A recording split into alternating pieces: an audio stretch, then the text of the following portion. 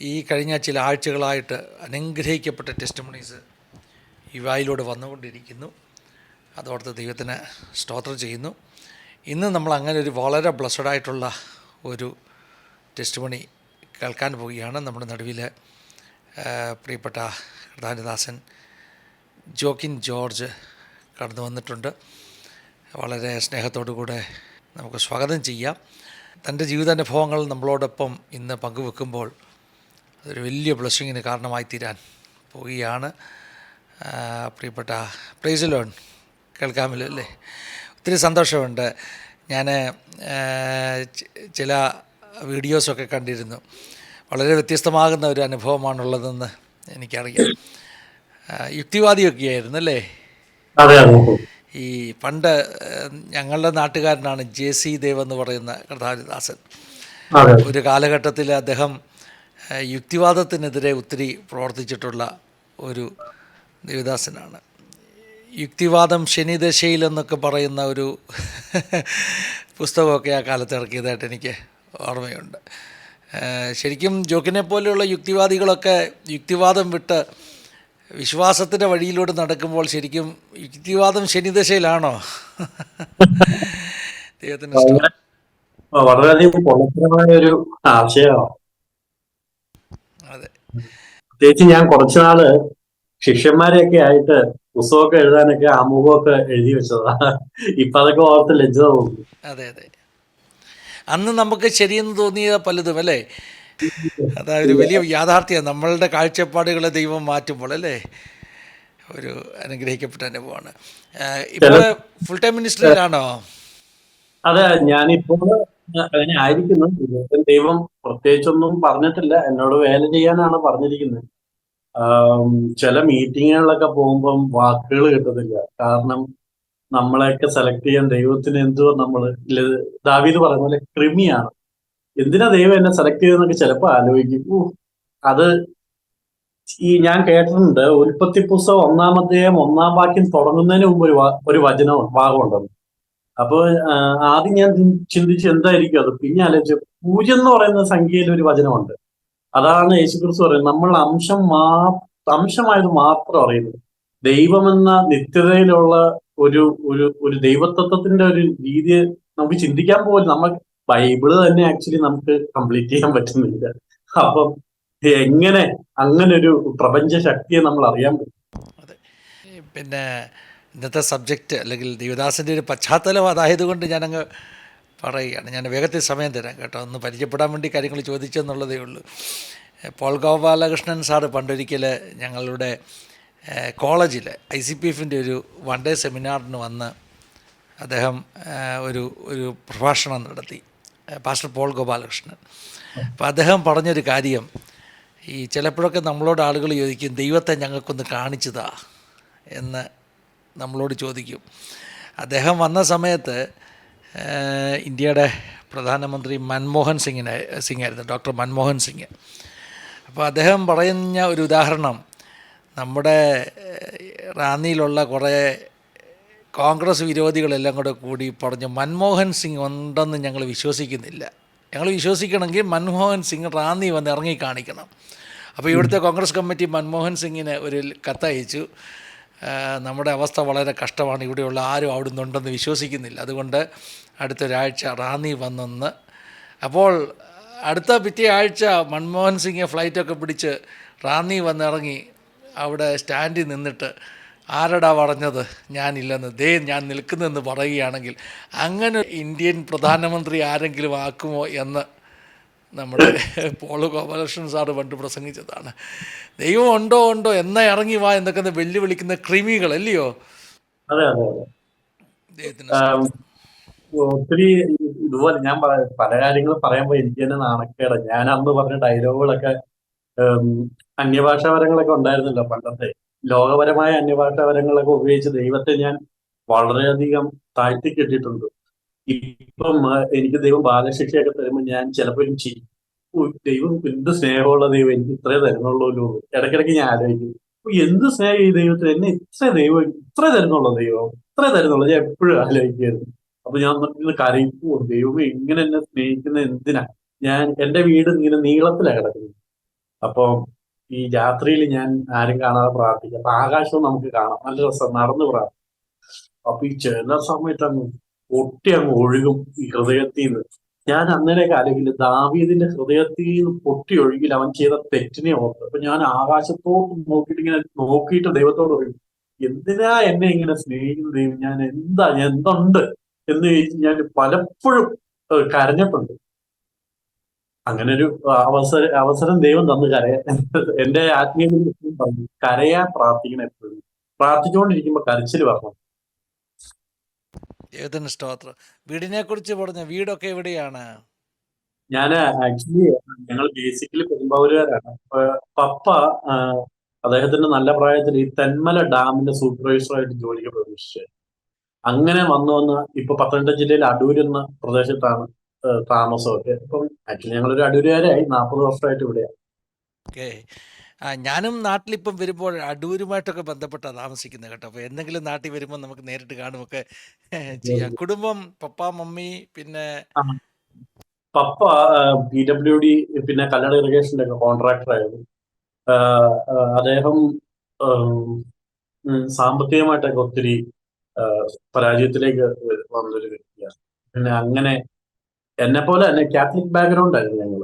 അപ്പം അദ്ദേഹം കടഭാരത്താലൊക്കെ ഒത്തിരി, എനിക്കിപ്പോഴും ഓർമ്മയുണ്ട് പപ്പയുടെ ഒരു സുഹൃത്ത് എന്നോട് വന്ന് പറയുന്നത്, ഞാൻ ഒന്ന് +2 പഠിക്കുക, പപ്പേനെ ഒന്ന് ശ്രദ്ധിച്ചേക്ക്, ചിലപ്പോൾ ആത്മഹത്യയൊക്കെ തോന്നിയാലോ, കാരണം കോടിക്കണക്കിന് കടമൊക്കെ കയറി. അപ്പം പക്ഷെ ഇടയ്ക്കിടയ്ക്ക് പപ്പ ഇറങ്ങി എവിടെയൊക്കെ പോകുന്നുണ്ട്.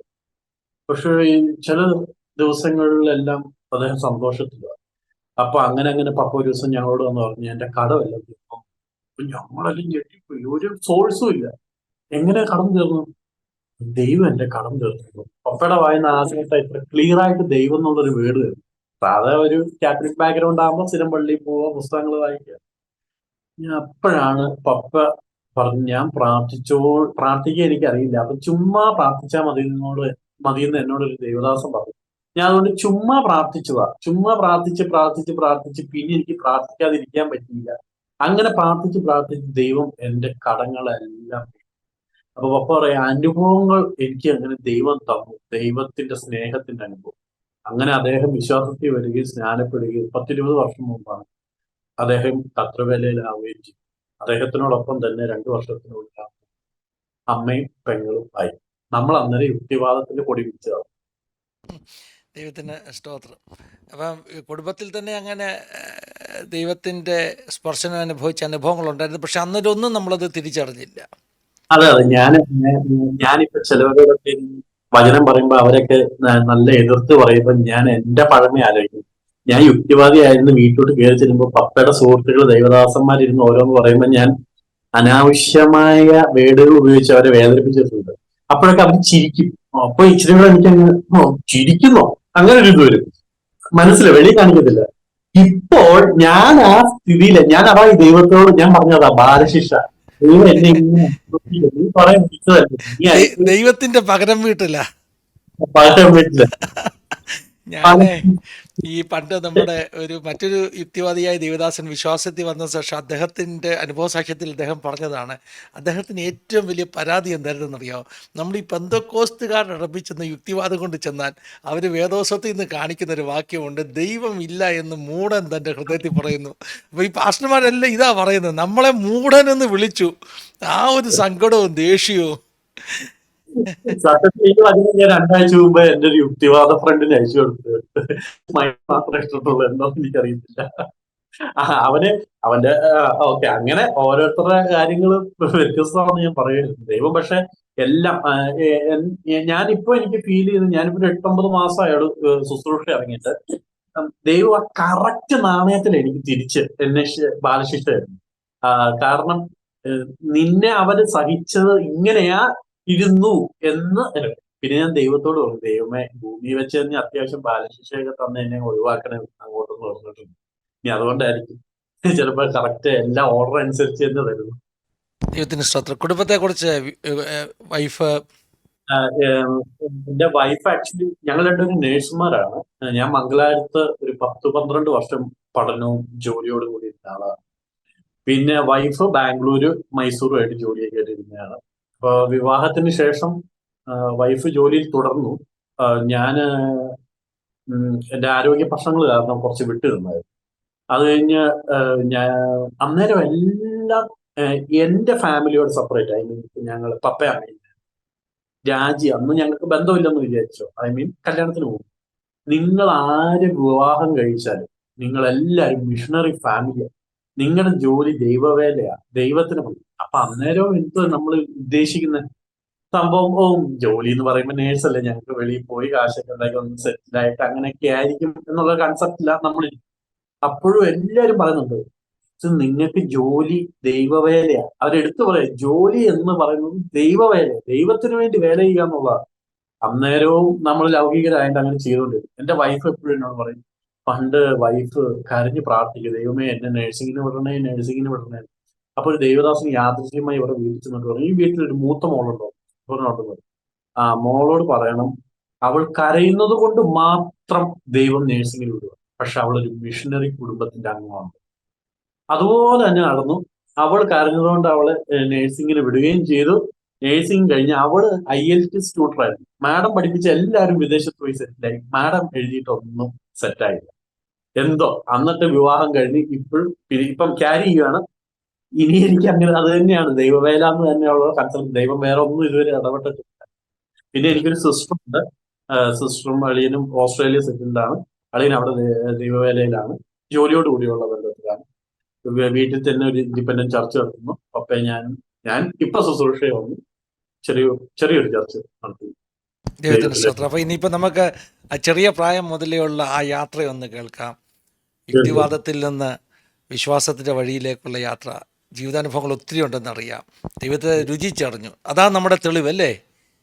ദൈവം ഉണ്ടെന്നുള്ളതിൻ്റെ തെളിവ് നമ്മൾ അനുഭവിച്ചറിഞ്ഞതാണ്. അപ്പം ആ തെളിവുകൾ നമുക്കൊന്ന് കേൾക്കാം.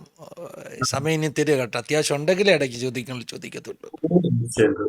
ഞാൻ ഒത്തിരി സമയം എടുക്കാറില്ല. സമയം എടുക്കാം കേട്ടോ. രാത്രി വൈകിയെന്ന് ഓർക്കണ്ട. നമ്മുടെ കുഞ്ഞുങ്ങൾക്കൊരു അനുഗ്രഹമായി തീരട്ടെ. ഞാൻ ആക്ച്വലി എന്റെ അമ്മ എന്നോട് പറഞ്ഞിട്ടുണ്ട്, എന്റെ ബർത്ത് സമയത്ത് എന്നെ ക്യാരി ചെയ്യുന്ന സമയത്ത് അമ്മ പടിവാതിക്കൽ ഇരിക്കുമ്പോൾ ഒരു ഇരുട്ടിന്റെ ശക്തി അമ്മയെ ആക്രമിക്കാൻ വന്നിട്ടുണ്ട്. അതുപോലെ തന്നെ എന്റെ ഫാദറും പറഞ്ഞിട്ടുണ്ട്. ഫാദർ അമ്മയെ ഡെലിവറിക്ക് വേണ്ടി ഗവൺമെന്റ് ഹോസ്പിറ്റലിൽ ആ സമയത്ത് 85 കൊണ്ടുപോകുന്ന സമയത്ത് അവിടെ ഉണ്ടാകുന്ന കുട്ടികൾക്കെല്ലാം വൈകല്യങ്ങള്.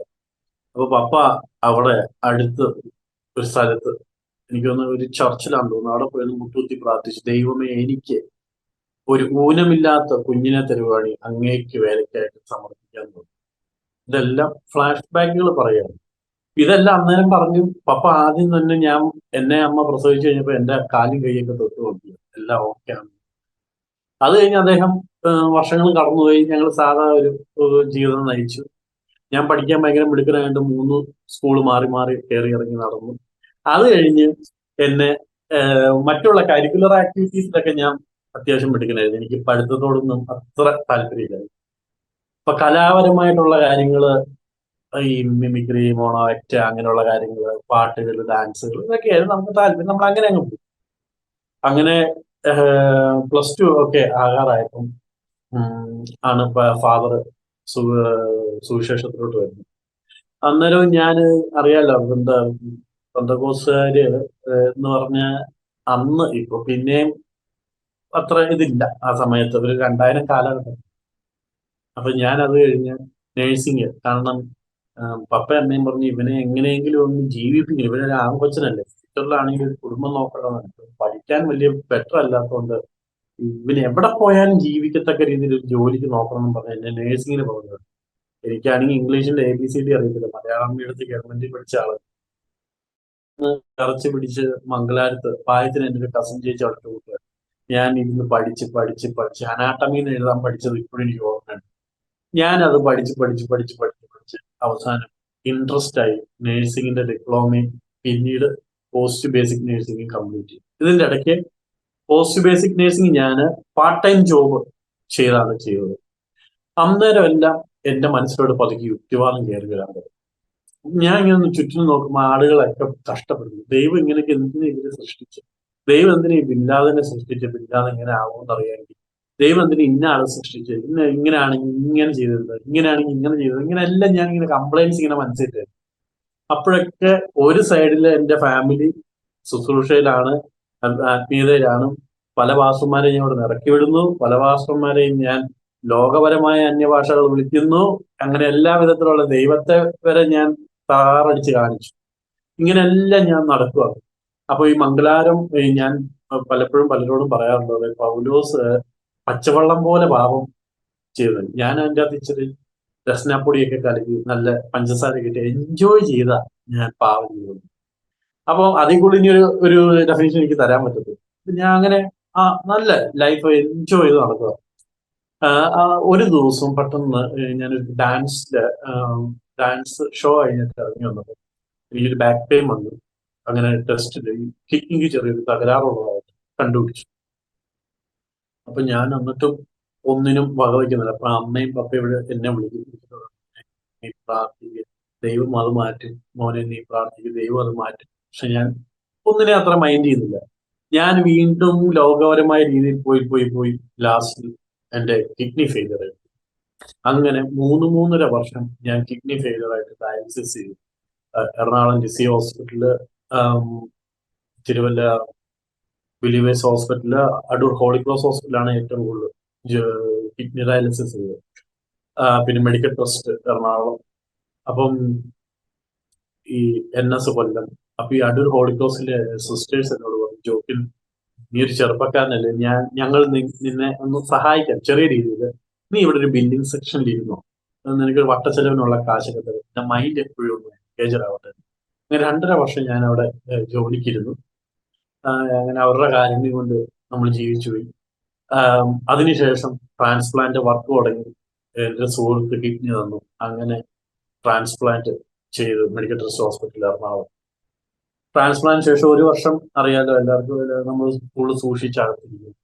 അത് കഴിഞ്ഞ് വെളിയിറങ്ങി. വീണ്ടും ശങ്കരൻ തെങ്ങേ തന്നെ എന്ന് പറഞ്ഞാൽ വീണ്ടും ലൗകികപരമായ കാര്യങ്ങളിലേക്ക് വീണ്ടും ഇറങ്ങാം. അപ്പോഴെല്ലാം എന്തോ എന്റെ മനസ്സിൽ കുറ്റബോധം വന്നു. എന്തുവാന്ന് എനിക്ക് ഇപ്പോഴും ഐഡന്റിഫൈ ചെയ്യാൻ പറ്റില്ല. അന്നേരം എല്ലാം പപ്പ അമ്മ പറയുന്നത്, ഇനിയും ഞങ്ങൾ പറയുന്നു, മോനെ നീ പ്രാർത്ഥിക്കുക. അന്നേരവും ഞാൻ കേൾക്കുന്നു, യുക്തിവാദത്തിന്റെ ഹയർ ഡിഗ്രിയിലോട്ട് പോയി. അപ്പം എനിക്ക് അത് നിങ്ങൾ കേട്ടാ ചിരിക്കും. എനിക്ക് ഒറ്റയ്ക്കാണെന്നൊരു ഫീൽ ചെയ്തു. ഒറ്റയ്ക്കാണല്ലോ. അങ്ങനെ ഞാൻ എന്ത് ചെയ്തു, എന്റെ ഒറ്റയ്ക്കാണ്, എനിക്കൊരു കൂട്ട് വേണമെന്ന് പറഞ്ഞ് ഞാനൊരു പട്ടിയെ മേടിച്ചു. ആദാമിന് കൂട്ടിന് എല്ലാ മൃഗങ്ങളും ദൈവം കൊണ്ടുവന്നിട്ട് ആദാമിന് കൂട്ട് കിട്ടിയില്ല എന്ന് പറഞ്ഞ പോലെ ആയിപ്പോയി. പട്ടിയെ മേടിച്ചപ്പോഴും ഞാൻ അറിഞ്ഞു, പട്ടിക്ക് എന്നോട് സംസാരിക്കാൻ പറ്റില്ല. ഞാൻ പറയുന്നത് മാത്രമല്ലേ പട്ടിക്ക് കേൾക്കാൻ പറ്റും. ഞാൻ പിന്നെ ആകെ വീണ്ടും ഏകനായി കഴിഞ്ഞിട്ട് എനിക്ക് വിളിച്ചു. ഞാൻ വിചാരിച്ചു എന്നാൽ വിവാഹം കഴിഞ്ഞു. അങ്ങനെ ഞാൻ വിവാഹം കഴിഞ്ഞു. അപ്പൊ വിവാഹ സമയത്ത് അന്നാണ് ഞാൻ ഇച്ചിരി കൂടെ ദൈവത്തോട് ഇങ്ങനെ, ദൈവം ഞാൻ എനിക്കൊരു സുഹൃത്തിനെ തരണം, ഭാര്യ എന്നുള്ളതിലുപരി എനിക്കൊരു സുഹൃത്തിനെ തന്നാൽ മതി എന്നുള്ളൊരു കൺസെപ്റ്റ് ഉണ്ട്. അപ്പൊ ഇതിന്റെ ഇടയ്ക്ക് കിഡ്നി ഫെയിലിയറിന്റെ അങ്ങ് അറ്റമായപ്പോ ഞാൻ ഒരു ദിവസം എന്റെ റൂമിലിരുന്ന് ഉറക്കെ പൊട്ടിക്കരയാൻ തുടങ്ങി. ഒരു കാര്യമില്ല, ചുമ്മാ കരഞ്ഞു കഴിഞ്ഞിട്ട് എനിക്ക് ചെറിയ മരണഭയം കയറി. ഈ മരിച്ചു കഴിഞ്ഞാൽ എന്താണ്? അപ്പൊ എന്റെ യുക്തിവാദത്തിലെ ബുക്കുകളോ എന്റെ യുക്തി ഗുരുക്കന്മാർക്കോ ഒന്നും ആൻസർ തരാൻ പറ്റില്ല. എന്തോ മരണത്തിന് ശേഷം അവിടെ അങ്ങനെയാണ്, അതിങ്ങനെയാ, അത് ഇവിടെയാ പറയുന്നുണ്ടെന്നല്ല, വ്യക്തമായിട്ടൊരു ഡെഫിനേഷൻ ഇല്ല. ഈ ഡയാലിസിസ് സ്റ്റാർട്ട് ചെയ്യുമ്പോൾ നിങ്ങൾക്ക് ഊഹിക്കാന്നുള്ള ഒരു 32 വയസ്സുള്ള ചെറുപ്പക്കാരൻ ഒരു 60-70 വയസ്സുള്ള അപ്പച്ചനമ്മച്ചിമാരുടെ കൂടെ ഇരുന്ന് ഡയാലിസിസ് ചെയ്യുക. ഞാനൊരു നേഴ്സും കൂടി ആയതുകൊണ്ട് എന്റെ സെയിം പ്രൊഫഷനുള്ള ആൾക്കാർ എന്റെ ചുറ്റും ഇരുന്ന് എനിക്ക് പരിചരണം തരും. അതുകൊണ്ട് അവര് കെയറിങ് ചെയ്യുന്നുണ്ടായിരുന്നു. അപ്പോഴെല്ലാം ഞാൻ എങ്ങനെ ഇങ്ങനെ പോയി. അങ്ങനെ പതുക്കെ ഞാൻ വിളിച്ചു ഒന്ന് ബൈബിള് വായിച്ചു. അങ്ങനെ ഞാൻ പതുക്കെ ബൈബിള് വായിച്ചു കഴിഞ്ഞപ്പോൾ എനിക്ക് മനസ്സിലായി, ആരോടും ഞാൻ ഡൗട്ട് ചോദിക്കേണ്ട ആവശ്യമില്ല. ബൈബിളിൽ ചില ഉത്തരങ്ങൾ എനിക്കുണ്ട്. ആദ്യം എനിക്ക് ക്ലിയർ ആവാൻ കാരണം അബ്രഹാം പറയുന്നുണ്ട്, ഞാൻ ഇവിടെ വന്നേക്കുന്നതിനാൽ ഇവരെന്നെ കൊല്ലാതിരിക്കേണ്ടത് നീ എന്റെ പെങ്ങളാണെന്ന് പറയും. അപ്പൊ ഞാൻ ആദ്യം കണ്ടോ, ഇതാ ഈ ബൈബിളിന്റെ കുഴപ്പം, സ്വന്തം ഭാര്യയെ കള്ളം പറഞ്ഞ് അബ്രഹാം അങ്ങനെ ആക്കി എന്നൊക്കെ പറഞ്ഞു. പിന്നെ ഞാൻ വായിക്കുന്നില്ലല്ലോ. പിന്നെ 2 ദിവസം കഴിഞ്ഞ് വീണ്ടും കണ്ടിന്യൂസ് വായിച്ചു പറഞ്ഞു, അബ്രഹാം പറയുന്നത് അവൾ എന്റെ പെങ്ങൾ തന്നെ. അപ്പൊ അബ്രഹാം അവിടെ ഒരു കള്ളം പറയുന്നില്ല ആക്ച്വലി. അപ്പൊ ഞാൻ പറഞ്ഞു, ഓ, ഞാൻ അത് ഒറ്റ വചനം കൊണ്ട് അങ്ങ് കൺക്ലൂഡ് ചെയ്തു. ബാക്കി വചനം ഇവിടെ കിടപ്പുണ്ടല്ലോ, ഞാൻ അത് വായിച്ചില്ല. അങ്ങനെ ഈ ബൈബിള് വായിച്ച് വായിച്ച് ഞാൻ ദൈവത്തിന്റെ കൃപയാല് സ്നാനം എന്ന മഹാ ഒരു ദൈവീക പദ്ധതിയിലേക്ക് കടക്കാനിടയായി. അപ്പം എന്റെ സുഹൃത്ത് വലയം എന്ന് പറഞ്ഞാൽ അത്യാവശ്യം നല്ല ടീമുകളാണ്. അപ്പൊ എന്റെ വലിയ ആഗ്രഹം എന്റെ സുഹൃത്തുക്കൾ കാണും ഞാൻ സ്നാനം. എന്നോട് ഒരാൾ വിളിച്ചിട്ട് പറഞ്ഞു, അളിയ, നീ സ്നാനപ്പെടുന്നോളം ബൈബിളും ഇങ്ങോട്ടൊന്നും പോകരുത്. ഒന്നാമത്തെ കാര്യം, നിന്നെ അങ്ങനെ ഞങ്ങൾക്ക് കൺസെപ്റ്റ് കാണാൻ പോലും ഞങ്ങളുടെ മനസ്സിലില്ല എന്ന് പറഞ്ഞു. ഞാൻ പറഞ്ഞു ഓക്കെ എന്ന് പറഞ്ഞു. അങ്ങനെ ഞാൻ സ്നാനപ്പെട്ടു. അത്യാവശ്യം എല്ലാവരും വിളിച്ച് സ്നാനപ്പെട്ടു, എല്ലാവരും അറിയട്ടെ എന്ന് വിളിച്ചു. സ്നാനപ്പെട്ട് കഴിഞ്ഞിട്ട് എനിക്ക് അത്ര ഞാനൊരു 3-4 മാസമൊക്കെ ബൈബിൾ വായനയിലൊക്കെ ആയി. ബൈബിളിലെ ചില കാര്യങ്ങളൊക്കെ ഞാൻ നോട്ട് ചെയ്തപ്പോൾ ഞാൻ വിശ്വസിക്കുന്നതായ ഒരു സമൂഹമായിട്ട് ബന്ധപ്പെട്ട് നോക്കുമ്പം അത്ര കറക്റ്റ് അല്ല. അങ്ങനെ ഞാൻ അങ്ങ് തളർന്നങ്ങ് പോയി. ഒരു ചെറിയൊരു പിന്മാറ്റത്തിലേക്ക് പോയെന്ന് തന്നെ പറയാം. പിന്നീട് എന്റെ വിവാഹത്തിന് ശേഷമാണ് എന്റെ ഭാര്യയുമായിട്ട് ബന്ധപ്പെട്ട്, അതായത് ഭാര്യയുടെ ബന്ധുക്കളുമായിട്ട് ബന്ധപ്പെട്ട് ഞാൻ വിശ്വാസം അടുക്കുന്നു.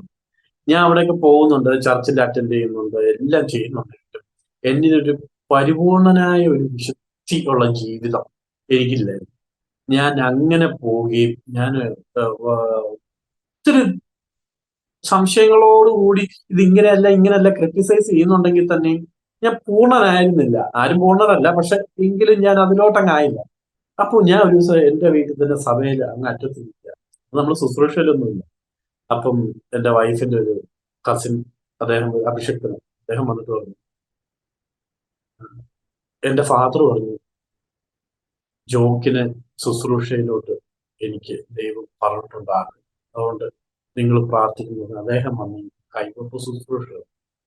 കൈവപ്പ് ശുശ്രൂഷ എന്നത് എനിക്ക് ഭയങ്കര ഒരു ടെൻഷൻ പോലെ ആയി. ലോകത്തിലെ ഏറ്റവും വലിയ ജോലി, ബില്ലി ഗ്രഹാം പറഞ്ഞ പോലെ അദ്ദേഹത്തോട് അമേരിക്കയിലെ പ്രസിഡന്റ് ആവാന്ന് ചോദിച്ചപ്പോൾ അദ്ദേഹം പറഞ്ഞു, ഇപ്പൊ ഉള്ള ജോലി കുറഞ്ഞ ജോലിയൊന്നും ഞാൻ ചെയ്യാറില്ല, ദൈവവേല കുറഞ്ഞ ഒരു ജോലി ഞാൻ ചെയ്തു എന്ന് പറഞ്ഞു. ഇത്രയോ വലിയൊരു ജോലി എനിക്ക് ചെറുപ്രായത്തിൽ ഏൽപ്പിക്കണം എന്ന് പറഞ്ഞ് ഞാൻ അങ്ങനെ ദൈവത്തോട് പറഞ്ഞു, ഇത് ദൈവ ഇഷ്ടമാണെങ്കിൽ എനിക്ക് എന്തെങ്കിലും ഒരു പോയിന്റ് തന്നു. അന്ന് ഉച്ചയ്ക്ക് ഊണ് കഴിഞ്ഞിട്ട് ഒന്ന് മയങ്ങിയപ്പോൾ ദൈവം ദർശനം കാണിച്ചു. അങ്ങനെ ഞാൻ ഉറപ്പിച്ചു എന്റെ ജീവിതത്തിൽ ശുശ്രൂഷ. അങ്ങനെ ശുശ്രൂഷയ്ക്ക് ഈ പെട്ടകം പിടിച്ചിട്ട് ഇറങ്ങിയിട്ട് 9 മാസം കഴിഞ്ഞു ഏകദേശം. ഈ ദൈവത്തോട് അടുക്കുന്തോറും ദൈവം എന്ന മഹാ ദൈവത്വത്തിന്റെ ആഴത്തെ അറിയാൻ എനിക്കറിയാം. ഞാൻ ദൈവത്തോട് എപ്പോഴും പറയും, ദൈവമേ, എനിക്ക് ഒന്ന് ദൈവമാണ്, ഒന്ന് ദൈവത്തിനൊന്ന് അടുത്തറിയാൻ ഒന്ന്. അപ്പൊ ദൈവം എനിക്കൊരു ദിവസം എവിടെ കിടക്കുന്ന ഒരു വചനം തന്നു. ഞാൻ ആ വചനം വായിച്ചപ്പോൾ അതിൽ ഒത്തിരി മർമ്മങ്ങളെ പരിശുദ്ധാത്മാവ് എനിക്ക് ക്ലിയർ ചെയ്തു. ഞാൻ പിന്നെ ബൈബിളിൽ നിന്ന് വായിച്ച് മുന്നോട്ട് പോകുമ്പോൾ നമ്മൾ കണ്ടതോ നമ്മൾ വായിക്കുന്നതോ നമ്മൾ കേട്ട പ്രസംഗങ്ങളെക്കാളും ഒക്കെ 100 മടങ്ങുള്ളിലാണ് ബൈബിളിന്റെ ആഴങ്ങൾ. അങ്ങനെ ഞാൻ ബൈബിളിന്റെ ആഴങ്ങളിലേക്ക് കടക്കാൻ തുടങ്ങി. ദൈവത്തിന്റെ കൃപയോ, ഞാൻ മുട്ടുകുത്താൻ ബുദ്ധിമുട്ടുണ്ട്. ചില സമയത്ത് നമ്മൾ ഒന്നും അല്ലാതായി പോകുന്ന രീതിയിൽ ഒഴിഞ്ഞ പാത്രം പോലെ ഞാൻ മുട്ടുകുത്തി ദൈവത്തോട് കിടന്ന് കരയുകയാണ്, ദൈവമേ എനിക്ക് മർമ്മത്തെ വെളിപ്പെടുത്തുന്നേ, ദൈവം എല്ലാം വെളിപ്പെടുത്തും. ഞാൻ സിനിമാ ഭ്രാന്ത് കാരണം സുരേഷ് ഗോപിയുടെ കൂടെ സിനിമ അഭിനയിക്കാൻ, സുരേഷ് ഗോപിയുടെ കൂടെ അഭിനയിക്കാൻ പോയെന്നില്ല, സുരേഷ് ഗോപിയുടെ കൂടെ വർക്ക് ചെയ്തായിരുന്നു. ഒരു 6 മാസത്തോളം വർക്ക് ചെയ്തു. അന്ന് ഒരു മ്യൂസിക് ആൽബത്തിന്റെ കാര്യത്തിനൊക്കെ ആയിട്ട് മംഗലാപുരം സമയത്തുണ്ട്. നല്ലൊരു മനുഷ്യൻ. അപ്പൊ അന്നേരം എല്ലാം അമ്മ പറയുന്നുണ്ട്, മോനെ ആ ആൽബം ഇറങ്ങത്തില്ല, സത്യമായിട്ട് ഇറങ്ങത്തില്ല. എന്റെ എല്ലാം സെറ്റായി, പാട്ടെല്ലാം കമ്പോസ് ചെയ്ത്, ഞാൻ പാട്ട് എഴുതുകയും പാടുകയും ട്യൂൺ ചെയ്യുകയൊക്കെ ചെയ്യും. അപ്പൊ ഞാൻ പറഞ്ഞു, ഇല്ല, എല്ലാം കമ്പോസ്, എല്ലാം സെറ്റ്, സുരേഷ് ഗോപിക്ക് അഡ്വാൻസ് കൊടുത്തു, പ്രൊഡ്യൂസർ റെഡി, എല്ലാം റെഡി. അവസാന നിമിഷം വന്നു ഈ പ്രൊഡ്യൂസറും സുരേഷ് ഗോപിയും തമ്മിൽ പിന്മാറ്റത്തിലായി. അങ്ങനെ എന്തോ ഒരു കാരണം, എക്സാക്ട് റീസൺ എപ്പോഴും പറയും, നടന്നില്ല. അമ്മ പറഞ്ഞു, ഞാൻ വീണ്ടും ജോബിനെ നിന്നോട് പറയുന്നു, നിനക്ക് മിഷണറി പ്രവർത്തനം. എന്റെ ഭാര്യയോട് ആ സമയത്ത് ആരോ പറഞ്ഞത് ദൈവം ഇവിടെയും എന്നോട് പറഞ്ഞു. അന്ന് ഞങ്ങൾ തമ്മിൽ ഒരു ബന്ധമില്ല. നിനക്ക് മിഷണറി പ്രവർത്തനം, നീ മിനിസ്ട്രീസ്, നീ വെറുതെ ഇതിൻ്റെ. ഞാനും ഈ പറഞ്ഞ പോലെ വിദേശത്ത്, അറിയാലോ നഴ്സുമാർക്ക് കിട്ടുന്ന സാലറിയുടെ വിദേശത്ത് പോകാൻ ട്രൈ ചെയ്തു. ഞാനും പോകാൻ എനിക്ക് പറ്റിയില്ല. അപ്പോഴെല്ലാം എന്നോട് വീണ്ടും ഓരോ പ്രവാചകന്മാരും ദൈവദാസന്മാരെ അപേക്ഷിക്കുന്നുണ്ട്, മിനിസ്ട്രിയാണ്. ഇപ്പം എനിക്ക് മനസ്സിലായി ലോകത്തെ ഏറ്റവും വലിയ ജോലിയായി ഞാൻ ഈ ചെയ്തുകൊണ്ടിരിക്കുന്ന സത്യം. നേരത്തെ പാസ്റ്റർ പറഞ്ഞ പോലെ രുചിച്ചറിയുക എന്ന് പറഞ്ഞാൽ വേറൊരു ഫീലാണ്. അത് പല രീതിയിൽ ആ രുചിക്ക് ഒരു ഇമ്പോർട്ടൻസ് നമ്മൾ കൊടുക്കും. ഇപ്പൊ ഞാൻ പറഞ്ഞ ചില സമയത്ത് ഞാൻ ഉറങ്ങി കിടക്കുമ്പം പണ്ട് ഞാൻ സ്നാനപ്പെട്ട സമയത്ത് എൻ്റെ ഒരു കൂട്ടുകാരൻ ഒരു 2 മണിയായപ്പോ വെളുപ്പിന് എന്നെ ഫോൺ വിളിച്ചിട്ട് പറഞ്ഞു, "ഇതൊക്കെ എടുപ്പ് എഴുന്നേക്ക്, ഞാൻ പ്രാർത്ഥിച്ചുകൊണ്ടിരിക്കുന്ന ദൈവം പറഞ്ഞു ദൈവത്തിന് ജോക്കിൻ ചേട്ടനോട് പേഴ്സണലായിട്ട് സംസാരിക്കണം, പ്രാർത്ഥിക്കാൻ പറഞ്ഞു." എന്റെ പൊന്നു മാഷെ, ഞാൻ അന്ന് സ്നാനപ്പെട്ട് വന്നതിലേ ഉള്ളൂ. എനിക്കങ്ങ് വിറച്ച് ലോകം സൃഷ്ടിച്ച ദൈവം എന്നോട് സംസാരിക്കൂ. എന്റെ പൊന്നെ, ഞാൻ എങ്ങനെ അത് താങ്ങും? ഞാൻ എന്നിട്ട് ആ ശരി ശരി എന്ന് പറഞ്ഞു ഞാൻ കണ്ണടച്ച് പുറത്തുകൂടി ഒളിച്ചു കിടക്കുക. കാരണം എനിക്കങ്ങ് പേടിയായി. ദൈവം എന്നോട് സംസാരിക്കും, എന്ത് ഈ പറയുന്നത്? എനിക്ക് അത് തന്നെ ആലോചിച്ചിട്ടില്ല. ഞാൻ പറയുമ്പോൾ ഉറങ്ങട്ടെ ഉറങ്ങട്ടെ ഞാൻ ഉറങ്ങട്ടെ എന്ന് പറഞ്ഞ് ഞാനങ്ങ് നിർബന്ധിച്ചുറങ്ങും. ഇപ്പോ നമുക്ക് ഇതിന്റെ ആഴം മനസ്സിലായപ്പോ ഞാൻ കിടന്ന കാര്യം, ദൈവമേ, അന്ന് ദൈവം ഒരു കടാശം ഒന്ന് സംസാരിക്കാന്ന് പറഞ്ഞില്ല, അത് ഇപ്പൊ ഒന്ന് സംസാരിക്കാമോ, ഇപ്പൊ ഒന്ന് സംസാരിക്കാമോ. ഞാൻ ആഴ്ചകളിരുന്നങ്ങ് പ്രാർത്ഥിക്കുക. ഒരു ദിവസം ഇവിടെ കിടന്നുകൊണ്ടിരിക്കുന്ന ഒരു സൗണ്ട് എനിക്ക് വന്നു, "നീ നിന്റെ വായ വിസ്താരത്തിൽ തുറക്കുന്നു." ഞാൻ പെട്ടെന്ന് ചാടി എഴുന്നേറ്റു. അപ്പോഴും എനിക്കങ്ങ് പിടിയിട്ടില്ല. പിന്നെ എനിക്ക് എന്തൊരു ആത്മപ്രേരണമാണ് പ്രാർത്ഥിക്കുന്നത്. ഞാൻ അങ്ങനെ ബെഡിൽ ഇരുന്നാണ് പ്രാർത്ഥിച്ചില്ല. അങ്ങനെ ഞാൻ എപ്പോഴായിരുന്നു മോശ യഹോവയോട് അങ്ങയുടെ തേജസ് എനിക്കൊന്ന് കാണിച്ചു തരാമോ? അപ്പൊ യഹോവ പറഞ്ഞു, "ആ, നിനക്ക് ഞാൻ പിന്നാമ്പുറം കാണിച്ചു തരാം. എന്റെ മഹത്വം ആർക്കും മനുഷ്യർക്ക് കാണാൻ പറ്റില്ല." പക്ഷെ സത്യത്തിൽ ദൈവം കാണിച്ചു. അതാണ് അതിന്റെ ഏറ്റവും വലിയ. യേശുക്രിസ്തു രൂപാന്തരപ്പെട്ടപ്പം മോശ അവിടെ ഉണ്ടായിരുന്നു. മോശയോട് വേറെ അർത്ഥത്തിൽ പറയാ, "നീ മരിച്ചു എങ്കിൽ തന്നെയും എന്നാ എന്നെ കണ്ടോ." ആ രൂപാന്തരത്തിൽ തന്നെ കാണിച്ചു കൊടുക്കും. നീ അന്ന് ചോദിച്ച ദൈവം നിന്റെ പ്രവൃത്തി ഈ മുഴുവനായിട്ടുള്ള കണ്ടോളാം. അപ്പൊ നമ്മൾ മറന്നതാണെങ്കിലും വിട്ടതാണെങ്കിലും എല്ലാം ദൈവത്തിന് നല്ല ഓർമ്മ. അതിന്റെ ഒരു ചെറിയ എക്സാമ്പിൾ, ഞാൻ ഒരു ഇതുവഴി ഇങ്ങനെ നടക്കുക, അല്ലെങ്കിൽ ഞാൻ മുറ്റത്തോട് നടക്കുക. അപ്പൊ ഞാൻ ദൈവത്തോട് ഇങ്ങനെ ആകാശത്തോട്ട് കൊണ്ടുപോയിട്ട് പറഞ്ഞു, "ദൈവമേ, എന്നെ സ്നേഹിക്കുന്നുണ്ടോ?" ചുമ്മാ ഇങ്ങനെ ചോദിച്ചു, "ദൈവം എന്നെ സ്നേഹിക്കുന്നു." സത്യത്തിൽ എന്റെ ഉള്ളിൽ ഒരു അഹങ്കാരമുണ്ട്, ദൈവം എന്നെ ഭയങ്കരമായിട്ട് സ്നേഹിക്കുന്നു. ചുമ്മാ നമ്മൾ ഒന്നും കൂടെ ഒന്ന് കൺഫർമേഷൻ വേണ്ടി ഞാൻ ഇങ്ങനെ, ദൈവമേ സ്നേഹിക്കുന്നുണ്ട് എന്നെ. കുറച്ച് കഴിഞ്ഞ് എന്റെ മനസ്സിൽ വന്നു, "നീ ഇപ്പൊ നടക്കുന്ന ഇതുവഴിയാണ്." അപ്പൊ ഞാൻ മുറ്റത്തോട് നടക്കാം. അപ്പം നീ മുൻപ് എന്നോട് എന്തുവാ പറഞ്ഞേ? അപ്പൊ ഞാൻ ഇങ്ങനെ അപ്പൊ അത് കഴിഞ്ഞ് 2 ദിവസം കഴിഞ്ഞപ്പം എന്റെ കൂടെ വർക്ക് ചെയ്ത കൊച്ചു എനിക്കൊരു പേപ്പറിന്റെ കഷ്ണം ഞാൻ വരച്ചു വെച്ചത്, വർഷങ്ങൾക്ക് മുമ്പ് ഞാൻ വരച്ചു വെച്ചത്, അവൾ അന്ന് ഫോട്ടോ എടുത്തത് എനിക്ക് അയച്ചു തന്നു. നോക്കിയപ്പം ഞാൻ പണിയാൻ പോകുന്ന വീടിന്റെ ഡ്രോ, ഞാൻ അവളെ ഇങ്ങനെ എനിക്ക് വീട് വേണ്ടേന്ന് ഞാൻ വരച്ചു വെച്ചത് ഞാൻ അവൾ എനിക്ക് അയച്ചു തരാം. ഓർമ്മയുണ്ടോ എന്ന് ചോദിച്ചു. കാരണം എന്റെ വീട് പണിത് കഴിഞ്ഞ് ഒരു 6 മാസം കഴിഞ്ഞപ്പോഴേ ഞാൻ ദൈവത്തോട് ചോദിച്ചു, സ്നേഹിക്കുന്നുണ്ട്. ദൈവം പറഞ്ഞു, "ഞാൻ നിന്നെ സ്നേഹിക്കുന്നുണ്ടോ എന്ന് ഏറ്റവും വലിയ എക്സാമ്പിൾ ആണ്. നീ പറഞ്ഞു നിന്റെ വീടിന്റെ അടുത്ത് വെള്ളം വേണം, നിന്റെ വീടിന്റെ ഫ്രണ്ടിൽ കനാലുണ്ട്. നീ പറഞ്ഞു നിന്റെ വീടിന്റെ അടുത്ത് കാട് വേണം, നിന്റെ വീടിന്റെ അടൂര് ടൗണില് 3.5 ഏക്കർ കാട് ആരെങ്കിലും വിശ്വസിക്കും? അടൂർ ടൗണിന്റെ നടുവ് ആ 3.5 ഏക്കർ കാടിന്റെ ഫ്രണ്ടിലാണ്. നീ പറഞ്ഞു എന്നോട് കൃഷി ചെയ്യാൻ കുറച്ച് സ്ഥലം വേണം. ഞാൻ നിനക്ക് കൃഷി ചെയ്യാൻ സ്ഥലം വേണം, നിനക്ക് വെള്ളത്തിന് വേണം പറഞ്ഞു, വീട് വേണമെന്ന് പറഞ്ഞു, എല്ലാം ഉണ്ട്. എല്ലാം ഞാൻ ചെയ്യും. ഞാൻ നിന്നെ സ്നേഹിക്കുന്നുണ്ടോ?" ഓ, ഞാൻ എന്റെ പൊന്നു ഭാഷ എന്തോ പറയാനാ. അവിടെ നിന്ന് ഒറ്റ കാര്യത്തിലാണ് കരുതി. ഇതിൽ കൂടുതൽ എന്തോ നമുക്ക് കൺഫർമേഷൻ വേണ്ടി. ഞാൻ മറന്നുപോയി. ഞാൻ മറന്നുപോയ കാര്യം ഞാൻ എപ്പോഴും എല്ലാവരോടും പറയും. ഈ നമ്മൾ വലിയ സംഭവമൊന്നും അല്ല അത്. ദൈവം ഇങ്ങനെ മൈന്യൂട്ടായിട്ടുള്ള കാര്യങ്ങളൊക്കെ നമ്മൾ തൃപ്തിപ്പെടുത്തുമ്പോൾ നമ്മളങ്ങ് കരഞ്ഞു പോകും. ഞാൻ ചില മീറ്റിങ്ങിലൊക്കെ എന്നെ ഗസ്റ്റായിട്ട് വിളിക്കുമ്പോൾ, എന്നെ വിളിക്കുകയല്ല, ഞാൻ അങ്ങോട്ട് ചെല്ലുമ്പോൾ ഈ വചനം നമ്മൾ പറഞ്ഞുകൊണ്ടിരിക്കും. നമ്മൾ ഈ വചനം പറഞ്ഞിട്ട് എന്തെങ്കിലും ഒരു ഇതിനു വേണ്ടി നമ്മളിങ്ങനെ തുറക്കുമ്പോൾ തന്നെ പെട്ടെന്ന് കൈവറക്കിയിരിക്കും. എന്നാന്ന് വെച്ചാൽ ഇത് പിടിക്കാൻ ഞാനൊരു യോഗ്യനാണോ എന്നുള്ളൊരു കൺസെപ്റ്റ് ഞാൻ അവരോട് അങ്ങ് പറയും. എന്റെ കണ്ണൊക്കെ അങ്ങനെ പറയും. ഞാൻ ഒരു ദിവസം ഇരുന്ന് കരഞ്ഞു പോയി. ആ സഭയിലുള്ള എല്ലാരും കരഞ്ഞു, ഞാനും ഇരുന്ന് കരഞ്ഞു, ഞങ്ങളെല്ലാം ഇരുന്ന് കരഞ്ഞു. അവിടെ പാസ്റ്റർ എന്നെ ഇങ്ങനെ നോക്കും. കാരണം നമ്മള് ഒരു യോഗ്യതയില്ല സത്യത്തിൽ. ക്വസ്റ്റ്യൻസ് ചോദിക്കാൻ എല്ലാവർക്കും എളുപ്പമാണ്, ആൻസർ പറയാനാ ബുദ്ധിമുട്ട്. അത് ഈ ചുമ്മാ ഇങ്ങനെ പറയുന്നതിൽ അർത്ഥമില്ല. ഞാൻ എപ്പോഴും വചനം വായിക്കുമ്പോൾ സ്ഥിരം ഇപ്പം ഒരു പ്രസംഗമൊക്കെ ഒരാൾ പറയുകയാണെങ്കിൽ അത് ഏത് ഭാഗത്തിൽ ഏതാ ടൈപ്പ് ആൾക്കാരുമായിക്കോട്ടെ, സ്ഥിരം കേട്ട വചനങ്ങളും സ്ഥിരം തർജിമകളും ഞാൻ പറഞ്ഞു, "ദൈവം ഇതിന്റെ ആഴങ്ങൾ എനിക്ക് താ, ആഴങ്ങൾ." അങ്ങനെ ഞാൻ ഒരു ദിവസം പ്രാർത്ഥിച്ചു, ദൈവം എല്ലാം സെറ്റ് ചെയ്തെന്നുള്ളത്. ഞാനൊരിടത്ത് യാദൃശ്ചികമായിട്ട് ഒരു ദൂരയാത്ര കഴിഞ്ഞു വന്നപ്പോൾ ദൈവം അല്ല എന്നോട് എന്റെ വൈഫിന്റെ അമ്മ പറഞ്ഞു, ഞാൻ ഇവിടെ ചർച്ചില് കോട്ടേജ് മീറ്റിംഗ് ഉണ്ട്, നമുക്ക് വാ. ഞാൻ പറഞ്ഞു ഞാൻ യാത്ര ക്ഷീണിച്ചേക്കും, അല്ല ഒന്ന് വാ. അങ്ങനെ ഞാൻ അവിടെ ചെന്നപ്പം അന്ന് അവിടെ ഗസ്റ്റ് ആയിട്ട് വന്ന ഒരു പാസ്റ്ററിന്റെ വചനത്തിലെ ദൈവം കൊടുത്ത മർമ്മങ്ങൾ എന്ന് ഞെട്ടിച്ചു. അങ്ങനെ ഞാൻ അദ്ദേഹത്തിന്റെ അടുത്ത് പോയി അദ്ദേഹത്തിന് കീഴിൽ കുറച്ചാൾ കുറച്ചാളെന്നല്ല ഇപ്പോഴും അത് തന്നെ, ഞാൻ വചനങ്ങളെ പറ്റിയൊക്കെ കുറച്ച് പഠിക്കുകയും ചെയ്തു. അത് കഴിഞ്ഞ് എനിക്ക് ഒന്ന് രണ്ട് ആത്മീയ ഗുരുക്കന്മാരെ കിട്ടി. അപ്പൊ ഞാൻ ആലോചിച്ചതെന്ന് വെച്ചാൽ ദൈവം എല്ലാം സെറ്റ് ചെയ്ത് വെച്ചേക്കുക, വെൽ പ്ലാൻഡ്. ഈ ഫാസ്റ്റ് ഫുഡ് ഇൻസ്റ്റന്റ് ഫുഡ് അല്ല, നേരത്തെ സെറ്റ് ചെയ്ത് വെച്ചേക്കുക. അതിലോട്ട് നമ്മൾ അങ്ങ് അടുത്ത് എത്തിയാൽ മതി ദൈവത്തിന്റെ കൃപയാലും. ഇപ്പൊ എന്നെ സംബന്ധിച്ച് എനിക്കൊരു വചനത്തിന് ഡൗട്ട് ഉണ്ടെങ്കിലോ എനിക്ക് എന്തെങ്കിലും ആത്മീയ പതർച്ച ഉണ്ടെങ്കിലോ എനിക്ക് ദൈവം റെഡിയാക്കി വെച്ചേക്കാട്ടെ, നീ വിളിച്ചോ.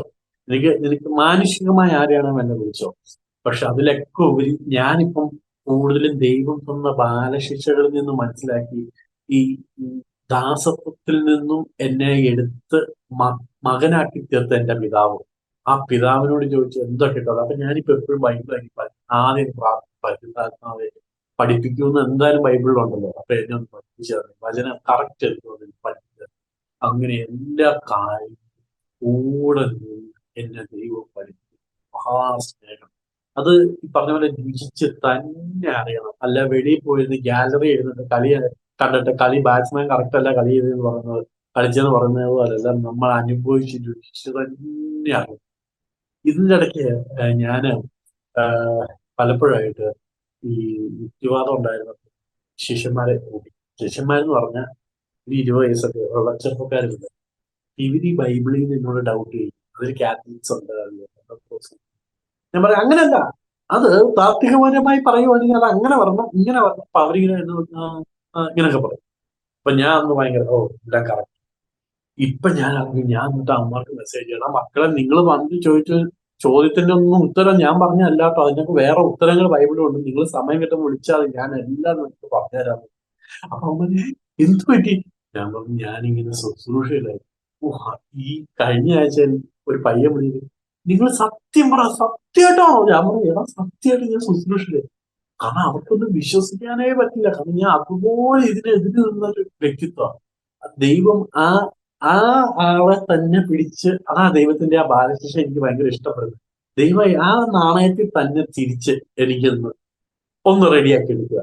പലപ്പോഴും ഞാൻ പ്രാർത്ഥനയ്ക്കൊക്കെ പോകുമ്പോൾ പ്രവചകന്മാർ എന്നോട് പറയാറുണ്ട്, അഭിഷക്തന്മാര്, നിന്നെ ശരിക്കും ചെത്തി മിനുക്കിയിട്ടേ ദൈവം ഇറക്കത്തുള്ളൂ. അപ്പൊ ആ ഒരു പീരീഡ് ഇച്ചിരി സ്ട്രഗിള് ആത്മീയതയിൽ നീ നിൽക്കണം. അപ്പൊ ദൈവം മിനുക്കി രൂപാന്തരപ്പെടുത്തിയിരിക്കുന്നു. നല്ല മിനുക്കലൊക്കെ ദൈവം മിനുക്കിക്കൊണ്ടിരിക്കുന്നതെന്ന് എന്റെ അനുഭവത്തിൽ ഞാൻ പറഞ്ഞുകൊണ്ടിരിക്കുക. ദൈവം ആത്മീയമായും ശാരീരികമായും മാനസികമായും ഭൗതികമായും എല്ലാം ശരിക്കും എന്നെ മിനുക്കിക്കൊണ്ടിരിക്കുക. ഞാന് കിഡ്നി ട്രാൻസ്പ്ലാന്റ് കഴിഞ്ഞതിന് ശേഷം ഒരു വൻ തുക ചെലവുണ്ട് നമുക്ക്. 40 ലക്ഷം രൂപയോളം ചെലവായി. അപ്പോഴെല്ലാം നമുക്കൊരല്പം വസ്തു ഉണ്ടായിരുന്നെങ്കിൽ കൊടുത്തും എന്റെ സുഹൃത്തുക്കളൊക്കെ ഒത്തിരി സഹായിച്ചൊക്കെയാണ് നമ്മളത് ചെയ്തത്. എന്നിട്ട് പോലും നമ്മൾ അതിൽ ഒത്തിരി സുതാര്യത കാണിച്ചു സുഹൃത്തുക്കളുടെ മുമ്പിലൊക്കെ. എന്നിട്ട് പോലും നമ്മൾ പഴി കേൾക്കുന്നത്. അപ്പൊ ഞാൻ ദൈവത്തോട് ഈയിടെ കേട്ടിരുന്നു, ദൈവം ഞാനിങ്ങനെ പഴി കേൾക്കുന്നത്, ഞാൻ തെറ്റ് ചെയ്തിട്ടില്ല. അപ്പം ദാവീദ് പറയുന്നുണ്ട്, ഇവരെ കാരണം കൂടാതെ എന്നെ ഒരു കാര്യമില്ല എന്നെ വരും. ഞാൻ ദൈവത്തിന്റെ ഹൃദയപ്രകാരമുള്ള ഒരു മനുഷ്യൻ അങ്ങനെ പറഞ്ഞു, ഞാനൊക്കെ എന്തുമാത്രമാണ്. അപ്പൊ ഞാൻ വിചാരിച്ചു ദൈവം അതിൽ നിന്നും എന്നെ പഠിപ്പിക്കുന്നുണ്ട്. ഞാൻ ഈ വീട് വയ്ക്കാൻ നേരത്തെ ഒത്തിരി ലോണിന് വേണ്ടി സ്ട്രഗിൾ ചെയ്തു. ഒരു ലോണും കിട്ടി. പക്ഷെ ഞാൻ പിന്നെ പേഴ്സണൽ ലോണുകളിലോട്ടൊക്കെ പോകേണ്ടത്. ഇപ്പോ എന്റെ ഇപ്പോഴത്തെ സാഹചര്യം വെച്ച് നോക്കുമ്പോൾ ഞാൻ അന്ന് ദൈവത്തോട് ചോദിച്ചു, ഞാൻ ഒരു വീടല്ലേ ഞാൻ ചോദിച്ചുള്ളൂ. പക്ഷെ ഇപ്പൊ ഞാൻ ആലോചിക്കും, അന്ന് ദൈവം ലോൺ എനിക്ക് ഇതിൻ്റെ അകത്ത് തന്നായിരുന്നു, ഇനി വീട് സ്ഥലം ഇവിടെ കാണും. ദൈവം അത് ഉചിതമായി, നമ്മൾ വിചാരിക്കുക അന്നേരം എന്താ തരാത്തേന്ന് ചോദിക്കും. പക്ഷെ ദൈവത്തിന് വ്യക്തമായ ഒരു പദ്ധതി ഒരു സൈഡിൽ ദൈവം ഒരുക്കിയിട്ടുണ്ട്. ഇത്ര മഹാനായത്, ഇത്ര അത് എന്താ പറഞ്ഞത്, എന്റെ രോമമൊക്കെ എഴുന്നേറ്റ്. അത്രയ്ക്ക് നമ്മൾ ഫീൽ ചെയ്ത് തന്നെ അറിയണം. പലരും എന്നോട് പറഞ്ഞു, പെന്തക്കോസ്തുകാര് താങ്കളുടെ ബ്രെയിനിൽ കയറി വാഷ് ചെയ്ത് അങ്ങനെ പ്രോസസ് ചെയ്ത് താങ്കളെ ഇങ്ങനെ ആക്കി വെച്ചിട്ട് ഞാൻ പറയാം എന്റെ പൊന്നു സുഹൃത്തെ, പെന്തക്കോസ്തുകാരും ഞാൻ തമ്മിൽ ഒരു ബന്ധമില്ല സത്യത്തിൽ. ആ വേടിലെ ഒരു കാര്യം, ഞാൻ എപ്പോഴും ബൈബിൾ പ്രാർത്ഥിക്കുന്നു. പിന്നെ ഉള്ളതിൽ അത്യാവശ്യം കുഴപ്പമില്ലാതെ പോകുന്ന ബൈബിളുമായിട്ട് അടിസ്ഥാനത്തിൽ അവരായതുകൊണ്ട് ഞാൻ അവരുടെ ചർച്ചകളൊക്കെ ആ ചർച്ചിലും ഇങ്ങനെ ഒരു ചർച്ച ഞാൻ നടത്തുകയും അങ്ങനെ പോകുന്ന ഒരു വ്യക്തി. അല്ലാതെ ബ്രെയിൻ വാഷിലൊന്നും ബൈബിൾ വായിക്കും. ഞാൻ പലരും തർക്കിക്കുമ്പോൾ ഞാൻ പറയും ബൈബിൾ വായിക്കും, ബൈബിൾ വായിക്കും. ആരും വായിക്കുന്നു. എനിക്ക് തന്നെ വളരെ അറിയാവുന്ന ഒരാളുണ്ട്. അദ്ദേഹം പെന്തക്കോസ്തിൽ നിന്ന് നേരെ യഹോവയിലോട്ട് പോയി. യഹോവയെന്ന് പിന്നെ ഈ ചാടിക്കൊണ്ടിരിക്കുക, അവിടെ ചാടി ഇവിടെ ചാടി. ഞാൻ പറഞ്ഞു എന്റെ പൊന്നു സഹോദരൻ, ഇത് ഇങ്ങനെയാ. അപ്പൊ അദ്ദേഹം പറയാം അവരും അതാ പറയുന്നു. ഞാൻ പറയാം അതല്ല, നിങ്ങൾക്കൊരു കോമൺ സെൻസിൽ അത് ചിന്തിക്കാൻ ഇത് കറക്റ്റ് ആണെന്നത്. പക്ഷെ അവരും അങ്ങനെയാണല്ലോ പറയുന്നത്. ഞാൻ പറഞ്ഞു ഇതെന്തിനാ ഈ ബൈബിള്, ഇതൊന്ന് വായിക്കേ. അപ്പൊ അവര് ഓ ശരിയാണല്ലോ ബൈബിൾ വായിക്കണം. അപ്പൊ ഞാൻ പറഞ്ഞു ഇത്ര നാളും ബൈബിൾ വായിക്കാതെയാണ് ഈ ഓടി ഇറങ്ങുന്നത്. ഞാൻ എല്ലാവരോടും പറയും നിങ്ങൾ ഒരിടത്തും പോകണ്ട, പ്രാർത്ഥിച്ചിട്ട് നിങ്ങൾ ഇത് വായിച്ച ഇതിനകത്ത് എല്ലാവർക്കും ഉണ്ട്. ഞാൻ എന്റെ സുഹൃത്തുക്കളോടൊക്കെ പറയും എന്തിനാണ് ഇസ്രായേൽ മക്കളോട് യഹോവയായ ദൈവം പറഞ്ഞ കാര്യം നിങ്ങൾ ഈ ചെയ്തത്? എടുത്തെടുത്ത് എപ്പോഴും പറയാം നീ ഇസ്രായേൽ മക്കളോട് പറയേണ്ടത്, നീ അത് ചെയ്യാൻ പറയാ, ഇത് ചെയ്യാം, എല്ലാം ഇസ്രായേൽ മക്കളോടാ പറയുന്നത്. പക്ഷെ ആൾക്കാരല്ല ഇപ്പോഴും ഇസ്രായേൽ മക്കളോട് പറഞ്ഞ് ഇസ്രായേൽ മക്കളോട് പോലും ഇപ്പൊ കറക്റ്റ് ചെയ്യുന്ന അവർക്ക് പറ്റുന്നു. ആൾക്കാരത് എടുത്തോണ്ട് ബൈബിൾ വായിക്കാം. ഞാൻ കാലം പിടിച്ച് പറഞ്ഞു എല്ലാവരും ബൈബിൾ വായിക്കും. ഇപ്പൊ ബൈബിൾ വായിക്കുമ്പോ എല്ലാവർക്കും ഇച്ചിരി ബുദ്ധിമുട്ടാണ്. ഒരു ദിവസം എന്നോട് വന്ന ഒരാൾ പറഞ്ഞിരുന്ന എല്ലാം ശരിയാ എന്ന് എനിക്കറിയാം. പക്ഷെ ഉണ്ടല്ലോ ചില പ്രശ്നങ്ങളുണ്ട്, ഞങ്ങൾക്ക് അങ്ങനെ പെട്ടെന്ന് വെളിയിലോട്ട് വരാൻ പറ്റുന്നില്ല. ഇച്ചിരി ടൈം എടുക്കും ഞങ്ങൾ വരാൻ. എല്ലാവരോടും ഒറ്റ വചനേ നമുക്ക് പറയാനുള്ളൂ, ദൈവത്തിന്റെ വചനം സത്യം. അത് വായിക്കുക എന്നുള്ളതല്ലാതെ ഇതിന്റെ അപ്പുറം നമുക്ക് ഇന്നത്തെ ഒന്നും ചെയ്യുന്നു. പഠിപ്പിക്കുന്നതെല്ലാം പരിശുദ്ധാത്മാവാണ്. ഞാൻ എപ്പോഴും ആലോചിക്കും നമ്മള് ഈ ചില കുറവുകൾ എന്ന് പറഞ്ഞ് ഞാൻ എപ്പോഴും എന്ത് ഈ കുറവ് മോനെ സബ്മിറ്റ് ചെയ്യും. ഞാൻ ഈ ശുശ്രൂഷ വരുമ്പോ എല്ലാവരും പറയുന്നത് സബ്മിറ്റ് ചെയ്യും, നിന്നെ തന്നെ താഴ്ന്നു. ഞാൻ ആലോചിക്കും എന്ത് ഈ താഴ്ന്നത്. അപ്പോഴാണ് എന്നിൽ ഒരു വചനം വന്നത് യോഹന്നാന്റെ സുവിശേഷത്തിൽ, ഞാനോ കുറയണം അവനോ വളരണം. അപ്പൊ ഞാൻ വിചാരിച്ചു ഞാനെന്ത്, ദൈവം എന്നെ കുറെ വചനങ്ങളിൽ കൊണ്ട് ബൈബിളിൽ 3 ഞാനുണ്ട്. ഒരു ഞാനാകുന്ന ഞാൻ യഹോവ പറഞ്ഞത് മോശയോട്. രണ്ടാമത്തെ ഞാൻ അബ്രഹാമിന് മുമ്പേ ഉള്ളത് യേശു പറഞ്ഞത്. മൂന്നാമത്തെ ഞാൻ മാത്രം നമ്മൾ എടുത്തു കളഞ്ഞാൽ മതി. ഞാൻ പർവ്വതങ്ങളിൽ കയറും, ഞാൻ വിശുദ്ധ നഗരത്തിരിക്കും, ഞാൻ ഉന്നതങ്ങളിൽ കയറും. ഞാൻ എടുത്തു കളയണമെന്ന് പിന്നെ എനിക്ക് സത്യമുണ്ട്. ഞാൻ അതുകൊണ്ട് ഇപ്പൊ ഇരുന്നിട്ട് പറയാം എന്റെ പൊന്നു ദൈവമേ ഞാൻ ഒന്നുമല്ല, എന്നിലെ ഞാൻ അങ്ങ് എടുത്തു കളയണ ദൈവമേ നിന്ന് പ്രാർത്ഥിക്കുമ്പോൾ എനിക്ക് മനസ്സിലായതിന്റെ പക്ഷെ നമ്മുടെ താഴ്മയിൽ ദൈവം ഇറങ്ങി. എപ്പോഴും ഞാൻ ആലോചിക്കും നമ്മൾ ഒഴിഞ്ഞ മാത്രമാകുമ്പോൾ ആ ഒഴിഞ്ഞതിലോട്ട് ആത്മാവ് കയറിയില്ലാവും. അത്രയും വലിയൊരു കൃപ ദൈവം. ഇപ്പൊ എന്റെ ആത്മീയപിതാവ് പറഞ്ഞു പഴയ കാലത്ത് ദൈവം ഹാനോക്കിന് കൂടെ നടന്നു, ഹാനോക്ക് ദൈവത്തിന്റെ കൂടെ നടന്നു. അങ്ങനെയാണ്. ഇപ്പോ കൂടെയല്ല നടക്കുന്നത്, ഉള്ളിലാണ്.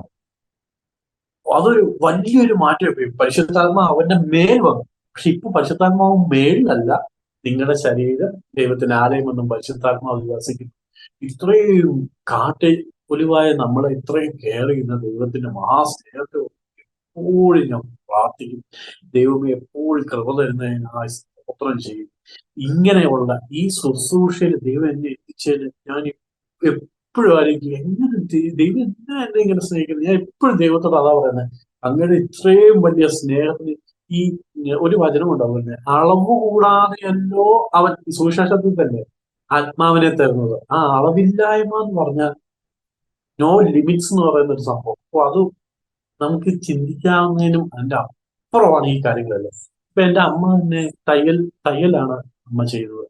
അപ്പൊ ഞാൻ പലപ്പോഴും ശ്രദ്ധിച്ചിട്ടുണ്ട്, അമ്മ തയ്യൽ ചെയ്യുമ്പോൾ ഈ തയ്ക്കാൻ വരുന്നവരോട് ഇവര് ചിലപ്പോൾ വെയിറ്റ് ചെയ്യും തയ്ക്കാൻ. ഒരു 10 മിനിറ്റ് കഴിയും. അപ്പൊ അമ്മ ഈ തയ്ച്ചുകൊണ്ടിരിക്കുമ്പോൾ തന്നെ ഈ വചനം പറയും. അമ്മ ശുശ്രൂഷ ചെയ്യുന്ന അങ്ങനെ ഈ തയ്ക്കുമ്പോൾ തന്നെ ഒരു സമയം പോലും കളയാതെ വചനം പറയും. അപ്പൊ അങ്ങനെയാണോ അമ്മാമ്മേ, അത് ഇങ്ങനെയല്ലയോ? അപ്പൊ അമ്മ പറയും അല്ല അതിങ്ങനെ. അമ്മ ബൈബിൾ കോളേജിൽ പഠിച്ചത്. അപ്പൊ ഇച്ചിരി കൂടെ അമ്മയ്ക്ക് ഇത് ചെയ്തു. പപ്പയാണെന്ന് പറഞ്ഞ പരസ്യവേലയാണ് കൂടുതലും അദ്ദേഹത്തിന് താല്പര്യം. ഇപ്പം ആക്ച്വലി സിസ്റ്റർ അടുത്ത് പോയേക്കുക വിദേശത്ത്. പപ്പ എന്നോട് പോകുന്നിടത്ത് പറഞ്ഞു, എടാ എനിക്ക് ഒറ്റ വിഷമമുള്ളൂ, എനിക്ക് പരസ്യവേല ചെയ്യാൻ പറ്റുമോ ഓസ്ട്രേലിയയിൽ? ഞാൻ പറഞ്ഞു പപ്പ അവിടെ പോയി അന്വേഷിച്ചു നോക്ക്, അളിയനൊക്കെ അവിടെ ഉണ്ടല്ലോ, പറ്റുമായിരിക്കാം. ഞാൻ പറഞ്ഞു ഇവിടത്തെക്കാളും എന്തായാലും ഫ്രീഡം ആയിരിക്കും, അതെനിക്ക് ഉറപ്പാന്ന് പറഞ്ഞു. അതൊന്ന് അന്വേഷിച്ച് നോക്കാൻ പറഞ്ഞു. അപ്പൊ ഇപ്പൊ ഇന്നലെ വിളിച്ചപ്പോഴും അദ്ദേഹം പറഞ്ഞു അടുത്ത ഞായറാഴ്ച ഒരു വേല ഉണ്ട്, ഞാൻ അതിനുവേണ്ടി റെഡി ആയിക്കൊണ്ടിരിക്കുകയെന്ന് പറഞ്ഞു. പണ്ടൊക്കെ ഞാൻ എപ്പോഴും ആലോചിക്കും, ഞാൻ ശുശ്രൂഷ വരുമ്പോഴും നമ്മൾ അത്ര ആത്മീയതയിലല്ലാതിരുന്നത് പപ്പയുടെ റൂമിൽ നിന്ന് ഇടയ്ക്കിടയ്ക്ക് കുശുകുശുക്കുന്ന സൗണ്ട് കേൾക്കും. ഞാൻ വിചാരിച്ചു പപ്പ സ്വന്തമായിട്ട് ഇരുന്ന് സംസാരിക്കുന്നില്ല. പിന്നെ അങ്ങനെ ദിവസങ്ങളും മാസങ്ങളും വർഷങ്ങളും കടന്നു. ഞാൻ വിചാരിച്ചു എന്ത് ഈ പപ്പ ഈ കുശുകുശുക്കുന്നത് എന്ന് പറഞ്ഞു.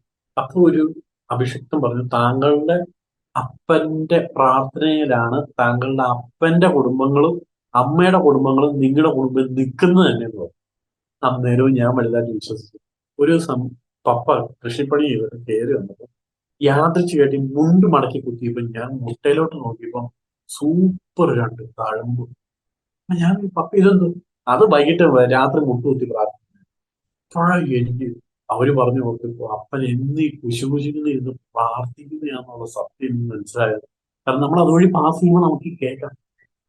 72 ഒരു മനുഷ്യൻ എന്നും രാത്രിയിൽ ഇരുന്ന് പ്രാർത്ഥിക്കും. ഞാനിവിടെ 36, ആ സമയത്തൊക്കെ 36 ഒക്കെ ആ സമയത്ത് ഞാൻ ചുമ്മാ ബൈബിളും വായിച്ച് പ്രസംഗങ്ങളും കേട്ട് ഞാൻ ഇപ്പോഴായിരുന്നു വിടുതലിന്റെ ശുശ്രൂഷ ഒരു മാസമായിട്ട് കേട്ടോണ്ടിരിക്കും. പക്ഷെ കേൾക്കുന്ന എനിക്ക് ഇതുവരെ വിടുതൽ പറ്റില്ല ആ സമയത്തൊക്കെ. അപ്പൊ ഞാൻ ആലോചിക്കും അദ്ദേഹം ആ ആ പ്രായത്തിൽ ഇരുന്ന് മുട്ടുകുത്തി ദൈവത്തിന് വേണ്ടി പ്രാർത്ഥിക്കും. ദൈവം അങ്ങനെ കുറെ കൃപ എനിക്ക് തന്നു. എന്റെ തന്നെ മുൻപിൽ ആൾക്കാരെ തന്നെ പൗലോസ് പറയുന്നുണ്ട്, നമ്മുടെ പഴയ വിശുദ്ധന്മാരെ നിങ്ങൾ ഓർക്കുകയും എന്ന് പറഞ്ഞ പോലെ ഞാൻ ആലോചിക്കുന്നത് ഇപ്പം ദൈവം നമുക്ക് അപ്പനെയും അമ്മയും നമുക്കുള്ള ദൈവദാസന്മാരെ എത്രയോ പേരെ ദൈവം നമ്മുടെ മുൻപിൽ തന്നെ വെച്ചേക്കുന്നു. എന്നിട്ട് പോലും നമ്മൾ വളരെ ലാഘവത്തോടു കൂടി അവരെയൊക്കെ കാണുന്നു. അവരുടെയൊക്കെ പ്രാർത്ഥന പലപ്പോഴും ഞാൻ ചില സഭയില്, പ്രത്യേകിച്ച് എന്റെ വൈഫിന്റെ സഭയിലൊക്കെ പോകുമ്പോ അവിടുത്തെ അമ്മമാരൊക്കെ അപ്പച്ചന്മാരും പറഞ്ഞ ഞാൻ കേട്ടു, നമ്മൾ എന്തുമാത്രം നടന്ന് പ്രാർത്ഥിച്ചതാ. നമ്മൾ അവിടെ പോയ അതുവഴിയൊക്കെ ജസ്റ്റ് പാസ് ചെയ്യുമ്പോ അവര് പറയും, ഓർമ്മയുണ്ടോ പണ്ട് നമ്മളിവിടെ മുട്ടുകുത്തി നിന്ന് പ്രാർത്ഥിച്ച്. ഇപ്പൊ അവര് പ്രായോ എന്നിട്ട് പറയും, ഓർമ്മയുണ്ടോ നമ്മുടെ കൺവെൻഷൻ ബസ്സില്ലാണ്ട് നടന്ന് കാലുവേദനയായിട്ട് പോയ ഓർമ്മയുണ്ടോ? ചോറുണ്ടാക്കാൻ കാശില്ലാണ്ട് നമ്മൾ കഞ്ഞി ഉണ്ടാക്കിക്കൊണ്ട് പോയ ഓർമ്മ? ഇതിനൊക്കെ അവര് പഴയത് പറയാം. അതെല്ലാം പറഞ്ഞിട്ട് ഇവര് ഒറ്റ വാക്ക് പറയും, കണ്ടോ ദൈവം നമ്മളെ അനുഗ്രഹിച്ചു, കാരണം നമ്മളെ മക്കൾക്ക് ആ അനുഗ്രഹം കിട്ടി. എന്നോട് എൻ്റെ ഒരു ആത്മീയ ഗുരു പറഞ്ഞു, ജോക്കിൽ ബൈബിളിന് ഒരു സിസ്റ്റം ഉണ്ട്, ദൈവത്തിനൊരു സിസ്റ്റം ഉണ്ട്. ആ സിസ്റ്റത്തിൽ കൂടെ ദൈവം എന്ത് ചെയ്യത്തുള്ളൂ. അബ്രഹാം ഇസഹാക്കിനെ അനുഗ്രഹിച്ചു, ഇസഹാക്ക് യാക്കോബിനെ അനുഗ്രഹിച്ചു, യാക്കോബ് 12 ഗോത്രങ്ങളെ അനുഗ്രഹിച്ചു. അപ്പന്റെ അമ്മയുടെ അനുഗ്രഹമില്ല ഒന്നും പറയും. അപ്പൊ ചില ആത്മീയ സംഭാഷണത്തിലൊക്കെ സ്വരച്ചേർച്ചകൾ വന്നെങ്കിൽ തന്നെ അദ്ദേഹം പറഞ്ഞു, ജോക്കിൻ എന്തു ആയിക്കോട്ടെ, ദൈവം നീതിയുള്ളവനായിട്ട് ജോക്കിനെ ചിലപ്പോൾ ഉയർത്തുമായിരിക്കാം, എന്തു വേണമെങ്കിൽ ചെയ്യാം. പക്ഷെ നിത്യത അവകാശമാക്കണമെങ്കിൽ ബൈബിൾ ചട്ടങ്ങളെ നമ്മൾ പാലിക്കണം. അതിന്റെ ഏറ്റവും ബേസ് ആണ് അപ്പന്റെ അമ്മയുടെ അനുഗ്രഹം. എനിക്കാണെങ്കിൽ ഭയങ്കര മടിയിൽ എന്തോ പറയും. ഞാൻ ഒരു ദിവസം രാത്രി ഇവരെ നോക്കി ഓടി ചെന്നിട്ട് കാലഘട്ടം ഞാൻ പറയും, എന്നോട് ക്ഷമിക്കണം, ഞാൻ എന്തെങ്കിലും വേദനിപ്പിച്ചിട്ടുണ്ട്. രണ്ടുപേരും ഇരുന്ന് ഭയങ്കര ചെയ്യും. കാരണം ഞാനൊരു 6 അടി 101 കിലോ സാധനം വന്നിട്ട് ഇവരുടെ പ്രായമുള്ളവർ കാലയിലൊക്കെ വന്ന് വീണിട്ട് ഒരു ഭീമാകാരമായ സൈസ്. അപ്പൊ പപ്പ അമ്മയും പറഞ്ഞു, അതൊക്കെ ഞങ്ങൾ ലഭിച്ചു, ആദ്യം നീ പ്രത്യേകം പറയൊന്നും വേണ്ട, നീ ഞങ്ങളുടെ മോനല്ലേ എന്ന് പറഞ്ഞു. പക്ഷെ ഉള്ളത് പറയാലോ, അവര് ക്ഷമിച്ച് 3-ാം ദിവസം എനിക്ക് വലിയൊരു വിടുതൽ ചെയ്തു. അങ്ങനെ ഞാൻ ഓരോന്നും അത് ഞാൻ പറയാം, പഴയ നിങ്ങളുടെ വിശ്വാസികളായ നമ്മുടെ പിതാക്കന്മാരെ കണ്ടുപിടിക്കും. നമുക്ക് മുൻപേ പോയവർ ഈ ആത്മീയത ശുശ്രൂഷയിലൊക്കെ ഒത്തിരി ആത്മീയമായി നിൽക്കുന്നവരൊക്കെ പറയുന്നത് വെറുതെ അല്ല, പലരും പല രീതിയിലും പറയുന്നുണ്ടായിരിക്കും. പക്ഷെ നമുക്ക് അതിനുള്ള ജ്ഞാനം ദൈവം തന്നിട്ടുണ്ട്.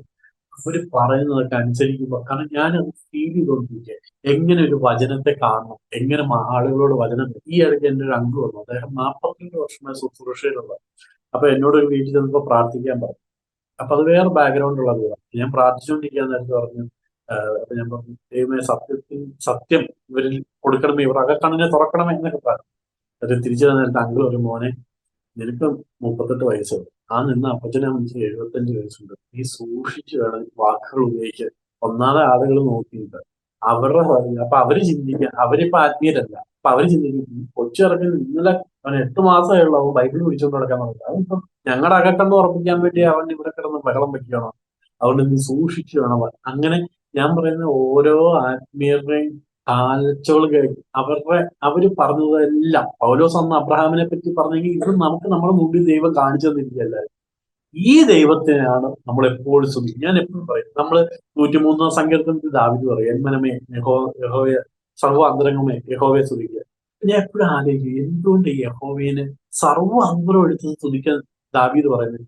അതിന്റെ ഏറ്റവും വലിയ ആൻസർ എന്ന് പറഞ്ഞാൽ 4 കാര്യങ്ങൾ കൂടി ദൈവം നടത്തിയ ഏറ്റവും വലിയ ആൻസർ. ഒന്ന്, യേശുക്രിസ്തു, നിങ്ങൾ ദാസന്മാരല്ല, നിങ്ങൾ ഇനി ദാസന്മാരല്ല എന്റെ സ്നേഹിതന്മാർ, നിങ്ങൾ ഇനി ദാസന്മാരല്ല, നിങ്ങൾ ഇനി എന്റെ മക്കൾ, നിങ്ങൾ ഇനി സാധാ മനുഷ്യരല്ല, നിങ്ങൾ പുരോഹിത വർഗമായി പങ്കിയപ്പെടേണ്ടത്, നിങ്ങൾ ഇനി എന്റെ സഹോദരന്മാർ, നിങ്ങൾ കാട്ടൊലിവായിരുന്നവരെ നാട്ടിൽ.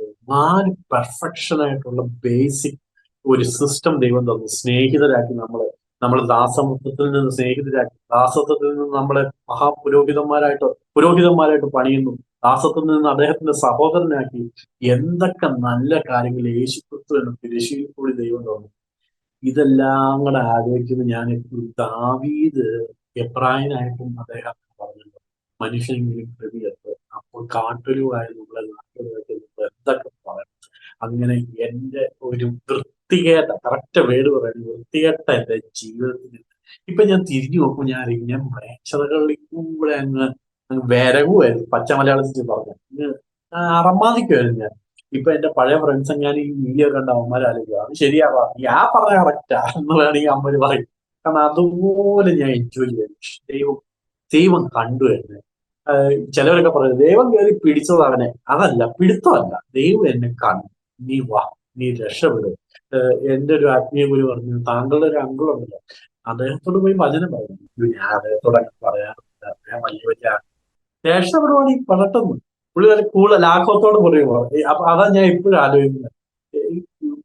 ദൈവത്തിന് എന്തൊന്നും ആവശ്യമില്ല, പക്ഷെ ദൈവം അവരിൽ നിന്നൊക്കെ മാറ്റി എന്നെ സെലക്ട് ചെയ്തിട്ട് എനിക്ക് ബൈബിളും കൈ തന്നിട്ട് ഇതാണ് എന്നെ എല്ലാം പഠിപ്പിച്ചു തരുന്നു. അഭിഷക്തന്മാരുടെ കൂടെ ഇരുത്തുന്നു. ഞാൻ ആ വൈഫിന്റെ ചർച്ചയിൽ പറഞ്ഞു.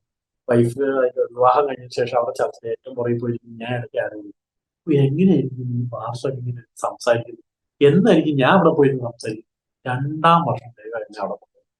അപ്പൊ ഞാൻ അവിടെ ആദ്യമായിട്ട് അവിടെ പോയി പുൾപ്പിറ്റ നിന്നപ്പോ ഞാൻ പാസ്റ്റർ ഞാൻ ആദ്യം ഇവിടുത്തെ ചർച്ചയിൽ ദൈവത്തോട് ചോദിച്ചത്, എന്നാ ദൈവമേ ഞാൻ അവിടെ പോയി നിൽക്കുന്നത്. ഇപ്പൊ ഞാൻ 2 വർഷത്തിനുള്ളിൽ ദൈവം എന്നെ കൊണ്ട് ബൈബിൾ കൊടുത്തു. എന്ത് മഹാദൈവമാണ്. അതാ ഞാൻ പറഞ്ഞത്, കുഞ്ഞു കാര്യങ്ങളാണ് ദൈവം, ചെറിയ കാര്യങ്ങളാണ്. നമ്മൾ വിചാരിക്കും വലിയ സംഭവം, ചെറിയ കാര്യങ്ങൾ വരും ദൈവം അത് നോട്ട് ചെയ്യും. നമ്മൾ അത് ലാഘവത്തോടു കൂടി ജസ്റ്റ് പറഞ്ഞിട്ട് പോകും. ഞാൻ ദൈവത്തോട് ഇങ്ങനെ അടുപ്പിക്കുള്ളൂ, ദൈവമേ ഒരു മഴ പെയ്യണേ. ചുമ്മാ പറയുന്നത് എനിക്ക് അങ്ങനെ സംഭവിച്ചിട്ടുണ്ട്. ആർക്കും വിശ്വസിക്കുമെന്ന് എനിക്കറിയത്തില്ല. ഞാൻ ഒരു ദിവസം ഇരുന്നപ്പോ ഞാൻ നല്ല വെയില്, നല്ല സൂപ്പർ വെയില്, 2 മണിയായി ഉച്ചയ്ക്ക്. ഞാൻ ഇങ്ങനെ, ദൈവമേ എനിക്കൊരു മഴ പെയ്ത് തരാമോ? ഞാൻ ഇങ്ങനെ സാധാ ഒരു മനുഷ്യനെ പോലെ, ചൂടല്ലേ, ഒരു മഴ പെയ്ത് തരാമോ? വർഷങ്ങൾക്ക് മുമ്പോ. എന്നിട്ട് ഞാൻ പുറത്തോട്ട് നോക്കിയില്ലേ, ഏലിയാവ് നോക്കുന്നത് ഞാൻ നോക്കി, നല്ല വെയില്.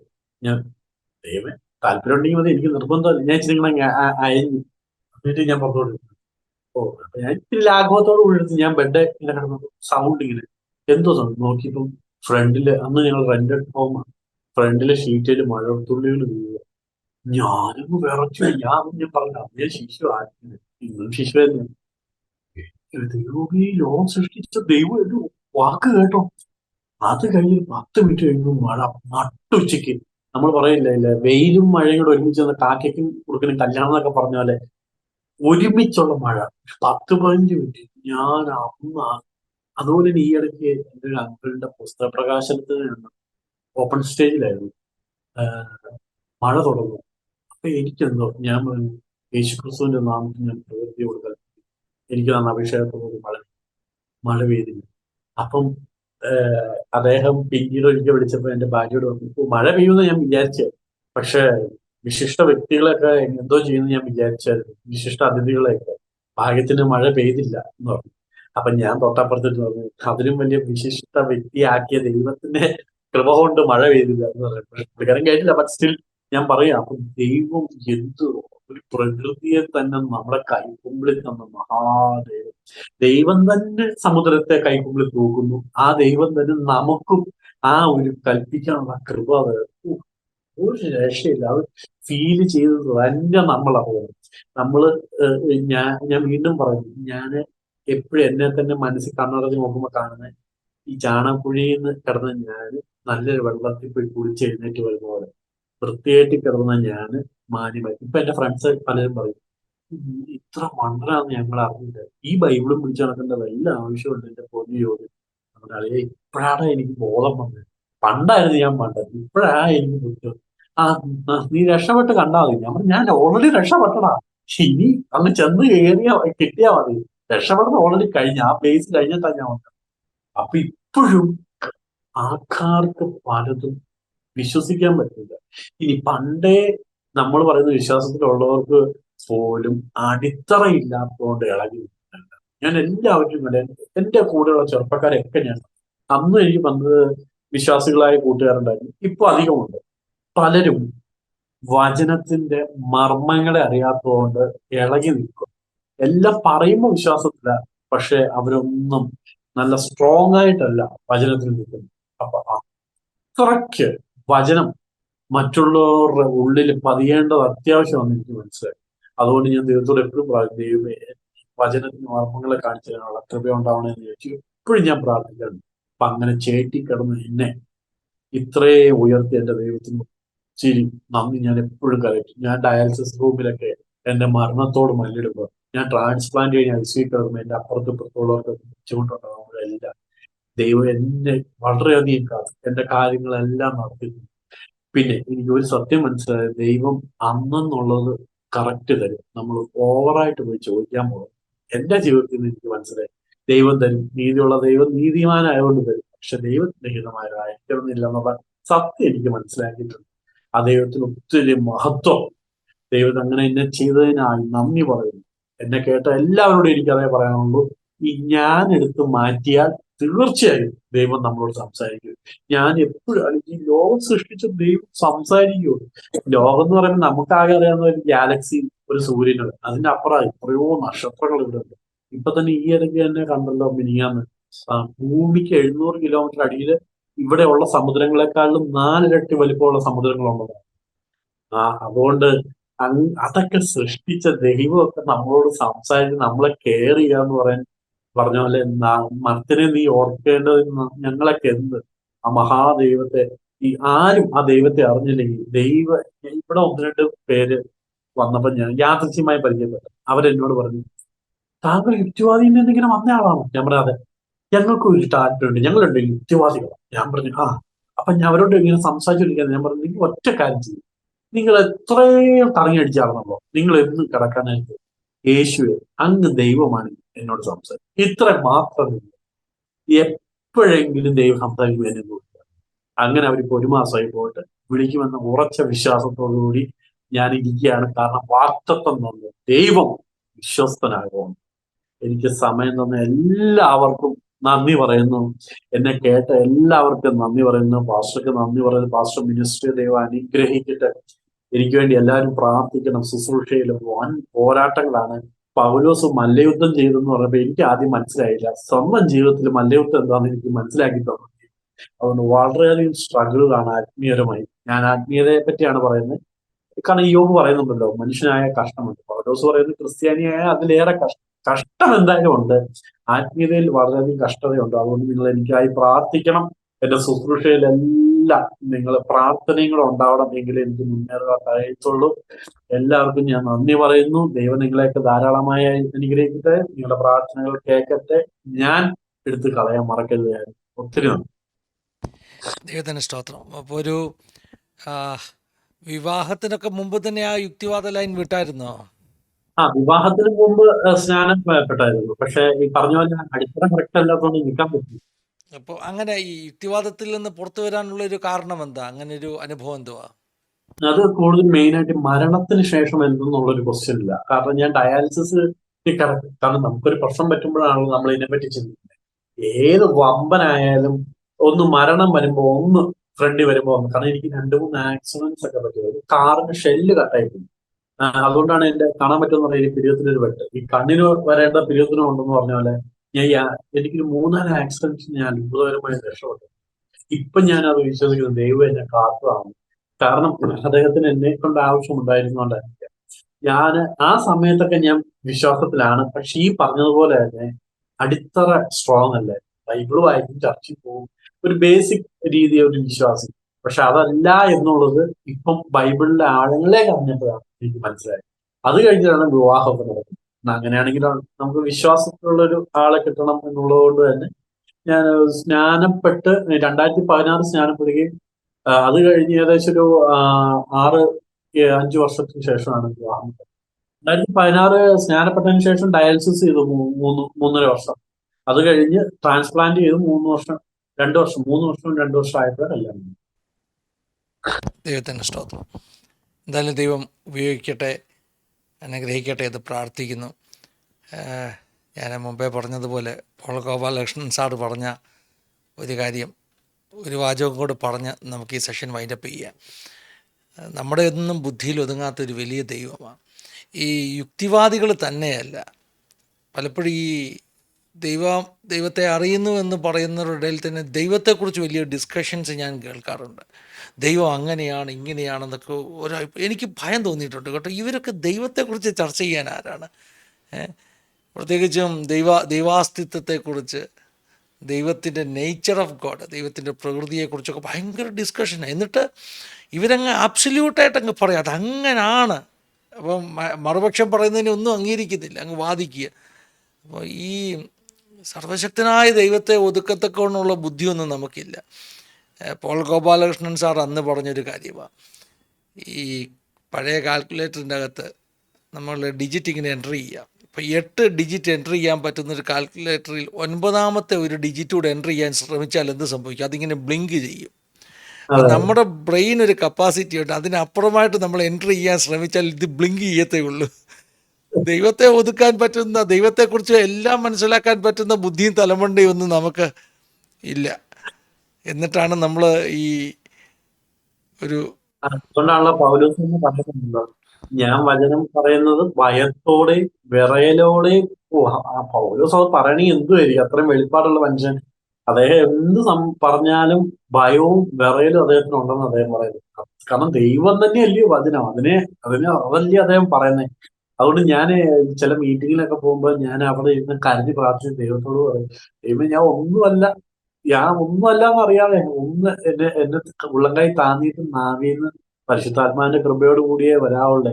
പ്രത്യേകിച്ച് ഇന്നത്തെ കാലഘട്ടത്തിൽ നോക്കിയിരിക്കുന്നു, നമ്മളും ദൈവത്തിന്റെ കൃപയിലേക്ക് കാര്യം നടക്കുന്നു. ദൈവത്തെ അനുഭവിച്ചറിഞ്ഞ ഒരിക്കലും മറക്കാനാവാത്ത എന്തെങ്കിലും അനുഭവം ഉണ്ടോ? ദൈവത്തെ എന്റെ അനുഭവങ്ങളിൽ കൂടുതൽ ഞാൻ പറഞ്ഞില്ല, ചെറിയ കാര്യങ്ങൾ. ഇപ്പൊ ഞാൻ പറഞ്ഞ പോലെ ഈ വീടിന്റെ കാര്യം പറഞ്ഞപ്പോൾ ദൈവത്തെ സ്നേഹിക്കുന്നുണ്ടോന്ന് പറഞ്ഞപ്പോ, നീ അന്ന് എന്നോട് ചുമ്മാ പറഞ്ഞ ഒരു കാര്യം ഞാൻ നിന്റെ മുമ്പിൽ ഇതേ കാണിച്ചു തരും. അപ്പൊ എന്റെ മുമ്പിൽ വന്ന് അന്നേരം തന്നെ ദൈവം എനിക്ക് സ്ട്രോങ് ആക്കാൻ പറഞ്ഞ്, മോശ പഴയ നിയമത്തില് യഹോവയോട് ചോദിച്ചപ്പോ യഹോവ പിന്നാമ്പുറ കാണിച്ചത്, തേജസ് കണ്ട മനുഷ്യൻ മരിച്ചു. പക്ഷെ പുതിയ നിയമത്തില് ആ മോശയെ തന്നെ കാണിച്ചു കൊടുക്കുക യേശു, നീ അന്ന് പറഞ്ഞ ദൈവം നിന്റെ കെട്ടി. അപ്പം എന്നെ കൂടുതലും ദൈവത്തിന്റെ സാന്നിധ്യം എനിക്ക് വന്നു. പല ഈ കഴിഞ്ഞ മാസം ഞാൻ ഇവിടെ കിടക്കാന്ന് വെച്ചാൽ ഒരു ഇൻസിഡന്റ് ആണ് ഇപ്പൊ ഓർമ്മ വന്നത്. എന്റെ ഒരു ശക്തി, ദൈവിക ശക്തി വന്നിട്ട് എന്റെ ഈ കാലിൽ നിന്ന് നേരെ ഹൃദയത്തിലോട്ട് ഇങ്ങനെ കടന്നു. ഞാൻ ഭയങ്കര ബലവാനായി. കുറച്ച് അന്ന് ഞാൻ വളരെയധികം ആത്മവിവശനായിട്ട് പ്രാർത്ഥിച്ചുകൊണ്ടിരുന്നു. അതെന്റെ ജീവിതത്തിൽ ഒരു പ്രത്യേക ഒരു ഫീലായിരുന്നു. ഞാൻ ഭയങ്കര പിന്നെ ഒരു പ്രാവശ്യം ഞാൻ പ്രാർത്ഥിച്ചുകൊണ്ടിരുന്നപ്പോ എന്നെ ഇങ്ങനെ എടുത്തോണ്ട് പോകുന്ന ഒരു ഫീൽ ചെയ്തു. അതായത് നമുക്ക് കാണാം പോസ്റ്റ് കമ്പികളും ലൈൻ കമ്പി എല്ലാം കഴിഞ്ഞ് നമ്മൾ ആ മേഘങ്ങളുടെ കൂടെ അങ്ങ് പോവാ. അങ്ങനെ പല കാര്യങ്ങളും. പിന്നെ ദൈവത്തിന്റെ സ്വരം കേട്ടത്, നിന്റെ വായു വിസ്താരത്തിൽ തുറക്കുക. പിന്നെ ദൈവം എന്നെ പണ്ട് തൊട്ടേ എനിക്ക് ദൈവം ദർശനങ്ങളെ തരുമായിരുന്നു. ഞാൻ ഓപ്പണായിട്ട് പറയട്ടെ, ഞാന് സ്നാനം കഴിഞ്ഞ ആദ്യത്തെ സമയങ്ങളിലൊക്കെ ഒരു ദിവസം കിടന്നുറങ്ങുമ്പോ തന്നെ ദർശനങ്ങൾ, ആഴ്ചയിൽ 5ഉം 8ഉം ദർശനങ്ങൾ ദൈവം തന്നുകൊണ്ടിരിക്കുകയായിരുന്നു. അപ്പൊ ഞാൻ ഒരു ദിവസം ദൈവത്തോട് പറഞ്ഞു, ദൈവം എനിക്ക് ഉറങ്ങാൻ പറ്റും, കുറച്ചാക്കാവും, വല്ലതും 2ഓ 3ഓ. ഞാൻ വലിയ ലാഘവത്തോട് കണ്ടു. പിന്നെ ദർശനം കണ്ടിട്ടേ ഇല്ല. പിന്നെ ഇപ്പൊ ശുശ്രൂഷ ഇറങ്ങിയപ്പോ ദൈവം എന്നെ കാക്കുന്നുണ്ട്. ഞാൻ പറയുന്നത് ദർശനത്തെക്കാളും കൂടുതലും എന്നോട് ശബ്ദം കേൾപ്പിക്കാൻ കൃപവുണ്ട്. ഓരോരുത്തരുടെയും ദൈവിക അനുഭവങ്ങൾ വ്യത്യസ്തമാണ്. എല്ലാം അങ്ങനെ അനുഭവങ്ങൾ കർത്താവ് തരട്ടെ. ആ വചനം നിൻ്റെ വായ വിസ്താരത്തിൽ തുറക്കാൻ ഞാൻ അതിനെ നിറയ്ക്കും. അതൊരു ഡീപ്പ് ഡിസയറിനെ കാണിക്കുന്നതാണ്. ഒരു കിളിക്കുഞ്ഞ് എങ്ങനെയാണ് വാ തുറന്ന് അമ്മക്കിളി ആ തീറ്റ കൊണ്ടുവരുമ്പോൾ ആ തീറ്റയ്ക്ക് വേണ്ടി മത്സരിക്കുന്നത് അതുപോലെ ദൈവത്തിൽ നിന്ന് പ്രാപിക്കാനുള്ളൊരു അസാധാരണ കൊതി. ഇപ്പം ഞാൻ ഈ കഴിഞ്ഞ ഇടയ്ക്ക് ഒരു സഭയിലൊക്കെ എന്നെ ഒരു മെസ്സേജ് പറയാൻ വിളിച്ചു. അപ്പോൾ ഞാൻ യാത്ര ചെയ്യുന്ന സമയത്ത് ദൈവാത്മാവ് ഈ വചനം എനിക്ക് തന്നു: നിൻ്റെ വായ വിസ്താരത്തിൽ തുറക്കാൻ ഞാനതിനെ നിറയ്ക്കും. അപ്പം ഞാൻ ദൈവത്തോട് പിണങ്ങി പറഞ്ഞു, കർത്താവേ, ഇതൊക്കെ എന്ന് പറഞ്ഞാലൊരു പഴയ പ്രസംഗമായതായി നമ്മൾ ഒത്തിരി കേട്ടിട്ടുള്ള, നമ്മൾ ഈ പ്രോസ്പെരിറ്റിക്ക് വേണ്ടി പ്രസംഗിക്കുന്നൊരു പ്രസംഗമാണ്. നിനക്ക് കർത്താവ് ചോദിച്ചാൽ തരും, അതെ അതെ ആഗ്രഹിച്ചാൽ പ്രാപിക്കും. പക്ഷേ കർത്താവിനോട് പറഞ്ഞാൽ ഇതൊരു പ്രോസ്പെരിറ്റി മെസ്സേജ് അല്ല. നിൻ്റെ വായ വിസ്താരത്തിൽ തുറക്കുക എന്ന് പറയുന്നത് എന്തെങ്കിലും ഭൗതിക നന്മ കിട്ടാൻ വേണ്ടി നിലവിളിക്കാനും പ്രാർത്ഥിക്കാനും ഉള്ളൊരു മെസ്സേജ് അല്ല. അന്ന് ദൈവം എന്നെ ഒരു കാര്യം പഠിപ്പിച്ചു. ഒരു കിളിക്കുഞ്ഞ് എങ്ങനെയാണോ വാ പിളർന്ന് അമ്മ കൊണ്ടുവരുന്ന തീറ്റയ്ക്ക് വേണ്ടി കാത്തിരിക്കുന്നത്, അതുപോലെ പരിശുദ്ധാത്മ സാന്നിധ്യത്തിന് വേണ്ടി, പരിശുദ്ധാത്മാവിന് വേണ്ടി, ദൈവസാന്നിധ്യത്തിന് വേണ്ടിയുള്ളൊരു അസാധാരണ കൊതിയാണ് ആ വാക്യം, ഒരു അസാധാരണ ഡിസയർ. അപ്പോൾ ഈ കഴിഞ്ഞ കുറേ മാസങ്ങളായിട്ട് ഞാൻ പല സ്ഥലങ്ങളിൽ പറഞ്ഞ കാര്യമാണ്. ഒരു ഭയങ്കര കൊതി, കർത്താവിനെ അനുഭവിപ്പാനും. മോശ പറഞ്ഞതുപോലെ എനിക്കൊന്ന് കാണണം, എനിക്ക് നിന്നെ ഒന്ന് തൊട്ടറിയണം എന്നുള്ളൊരു വലിയ കൊതിയുള്ളൊരു തലമുറ എഴുന്നേറ്റ് വരട്ടെ. ഒരു ഭയങ്കര ഡിസയറുള്ള തലമുറ, ഈ കർത്താവിനെ അനുഭവിച്ചറിയാൻ. ആ ഡിസയറാണ് നാം അനുഭവിക്കാൻ പോകുന്ന എല്ലാ സ്പിരിച്വൽ എൻകൗണ്ടറിൻ്റെയും തുടക്കം എന്ന് പറയുന്നത്. അങ്ങനെ ഒരു ഡിസയറാണ് റിവൈവലിൻ്റെ തുടക്കം എന്ന് പറയുന്നത്. ഞാൻ ഈ ദിവസങ്ങളിൽ ചെല്ലുന്ന ഇടങ്ങളിലൊക്കെ ഇത് പറഞ്ഞിട്ട് ഞാൻ പറയും, എനിക്ക് ഈ കൊതി നിങ്ങളുടെ ഹൃദയത്തിൽ തരാൻ പറ്റത്തില്ല. ഞാനൊരു ചെറിയ വിത്തിടുകയാണ്, നിങ്ങളതിന് വെള്ളമൊഴിച്ച് നിങ്ങളതിനെ വളർത്തിയെടുത്താൽ 1-2 വർഷം കഴിയുമ്പോൾ നിങ്ങളുടെ അകത്തത് ഫലം കൊണ്ടുവരും. I can just so that seed, അല്ലേ? ഒരു വിത്തിടാനേ പറ്റത്തുള്ളൂ, അല്ല നമുക്ക് കൊതി ആർക്കെങ്കിലും കൊടുക്കാൻ പറ്റുമോ? ഒരു അസാധാരണ ദൈവിക അനുഭവത്തിന് വേണ്ടിയുള്ള കർത്താവിനെ, ജീവനുള്ള ദൈവത്തെ രുചിച്ചറിയാനുള്ളൊരു കൊതി ഈ തലമുറയിലേക്ക് ഒന്ന് പകരപ്പെടട്ടെ എന്ന് നമുക്ക് പ്രാർത്ഥിക്കാം. നമ്മുടെ വായു വിസ്താരത്തിൽ തുറക്കാം. നമുക്ക് ഒന്ന് പ്രാർത്ഥിക്കാം നമ്മുടെ കുഞ്ഞുങ്ങൾക്ക് വേണ്ടി, നമ്മുടെ വ്യൂവേഴ്സിന് വേണ്ടിയൊക്കെ. പ്രിയ ദേവദാസനൊന്ന് പ്രാർത്ഥിച്ചാട്ടെ. ഹല്ലേലൂയ. സ്തോത്രം സ്തോത്രം. കരുണയുള്ള ദൈവമേ, കാരുണ്യവാനെ, കരുണാമയനെ, കരുണ കാണിക്കുന്ന മഹാകൃപയ്ക്കായി നന്ദി പറയുന്നു. അങ്ങയുടെ സ്നേഹം കൊണ്ട് മാത്രം നിലനിൽക്കുന്ന ജീവികളാകുന്നു യേശുപ്പച്ച. അങ്ങയുടെ സ്വരൂപത്തിലും സാദൃശ്യത്തിലും ഞങ്ങളെ സൃഷ്ടിച്ചു. ഞങ്ങൾക്ക് നഷ്ടപ്പെട്ട സ്വരൂപവും സാദൃശ്യവും അങ്ങ് മനുഷ്യ ജഡത്തിൽ വന്ന് ഞങ്ങൾക്ക് വേണ്ടി ക്രൂശിക്കപ്പെട്ട് ഉയർത്തെഴുന്നേറ്റ് ആ സ്വരൂപം തിരിച്ചു തന്നതിനായി, സാദൃശ്യത്തിനായി ഞങ്ങളെ ഇപ്പോൾ പണിയുന്നതിനായി നന്ദി പറയുന്നു. ദൈവമേ, ഇത് കേൾക്കുന്ന എല്ലാവരെയും കരങ്ങളിലേക്ക് എന്റെ വായിൽ നിന്ന് വരുന്ന വചനം പരിശുദ്ധാത്മാവ് പ്രേരിതമായതിനായി സ്തോത്രം ചെയ്യുന്നു. ദൈവമേ, എല്ലാവരുടെയും മാംസഫലകമേൽ വചനത്തിന്റെ മർമ്മങ്ങളെ കൊത്തിയിടുന്ന അങ്ങയുടെ മഹാസ്നേഹത്തിന് നന്ദി പറയുന്നു. അങ്ങ് മഹാസ്നേഹമുള്ള ദൈവം, കൃപയുള്ള ദൈവം, കരുണയുള്ള ദൈവം, ദീർഘക്ഷമയുള്ള എന്ത് സ്നേഹം ഞങ്ങൾക്ക് തരുന്ന ദൈവം, സ്വന്തം പുത്രനെ തന്നെ സ്നേഹിച്ച ദൈവം. ദൈവമേ, ഞങ്ങളെ എല്ലാം ദാസത്തിൽ നിന്നും എടുത്ത് സ്നേഹിതനും മക്കളുമാക്കിയതിനായി, ആബാപിതാവേ എന്ന് വിളിക്കുവാൻ കൃപ തന്നതിനായി, എന്റെ ദൈവമേ, ഒരു തലമുറയെ അങ്ങ് വാർത്തെടുക്കുന്ന മഹാദേവിക്ക് നന്ദി. ഞങ്ങളുടെ നാവുകളെ അതിനുപയോഗിക്കുന്നതിനായി നന്ദി പറയും. ദൈവമേ, വചനം പറയുമ്പോൾ എല്ലാം നല്ലൊരു തലമുറ, അടിത്തറയുള്ള ഒരു തലമുറ, വചനത്തിൽ ഊന്നുന്ന ഒരു തലമുറ, യേശുപ്പച്ചാ അങ്ങാവുന്ന വേരിൽ നിന്ന് മുളച്ചു വരുന്നതിനായി സ്തോത്രം ചെയ്യുന്ന ദൈവം. ഇത് കേൾക്കുന്ന ഏവർ, ഇത് ഇനി കേൾക്കാൻ പോകുന്ന എല്ലാവരും, ഇപ്പോൾ ഒരിക്കലും കേൾക്കാൻ പാടില്ല എന്ന് മാറി നിൽക്കുന്നവർക്ക് വരെ കൃപ കൊടുക്കുന്നതിനായി സ്തോത്രം ദൈവം. അവരിൽ അന്ധകാര ശക്തിയെ മാറ്റുന്നതിനായി സ്തോത്രം. വെളിച്ചം വന്ന് ഇരുട്ടോ അതിനെ കീഴടക്കിയില്ല. ഇരുട്ടിലിരുന്നൊരു ജനം വലിയൊരു വെളിച്ചം, പ്രകാശം വന്നു. ദൈവമേ, യേശു എന്ന മഹാവെളിച്ചത്തിനായി ദൈവമേ, ഞങ്ങളുടെ എല്ലാ ശുശ്രൂഷയിലും കൂടിയിരിക്കുന്നതിനായി സ്തോത്രം. നല്ലൊരു തലമുറയെ വാർത്തെടുക്കാൻ കൃപ തരുന്നതിനായി നന്ദി പറയും. ഇളകാത്ത രാജ്യം സ്ഥാപിച്ച അങ്ങേക്ക് നന്ദി പറയുന്നു. സ്വർഗം എന്ന ഭൂമിയിലെ സഭ തന്നതിനായി നന്ദി പറയുന്നു ദൈവം. പ്രാർത്ഥന യേശുക്രിസ്തുവിന്റെ നാമത്തിൽ കേട്ട ദൈവത്തിന് നന്ദി പറയുന്നു. മഹത്വം അങ്ങേക്ക് മാത്രം എന്ന്. ആമേൻ. ആമേൻ. ആമേൻ. പിതാപുത്ര പരിശുദ്ധാത്മാവാകുന്ന ത്രിയേക ദൈവത്തിൻ്റെ കൂട്ടായ്മ, സഹവാസം, കാവൽ നമ്മളെല്ലാവരുടെ മേലും പ്രത്യേകമായി നമ്മുടെ നടുവിൽ വന്ന ജീവിതാനുഭവങ്ങൾ പങ്കുവെച്ച പ്രിയ കർത്താവിൻ്റെ ദാസൻ ജോക്കിൻ ജോർജിൻ്റെ മേൽ, തൻ്റെ കുടുംബത്തിൻ്റെ മേൽ, തൻ്റെ ശുശ്രൂഷകളുടെ മേൽ ഇന്നു മുതൽ എപ്പോഴും എന്നേക്കും ഉണ്ടായിരിക്കുമാറാകട്ടെ. ആമേൻ, ആമേൻ. എല്ലാവരോടും നന്ദി പറയുക. Thank you all.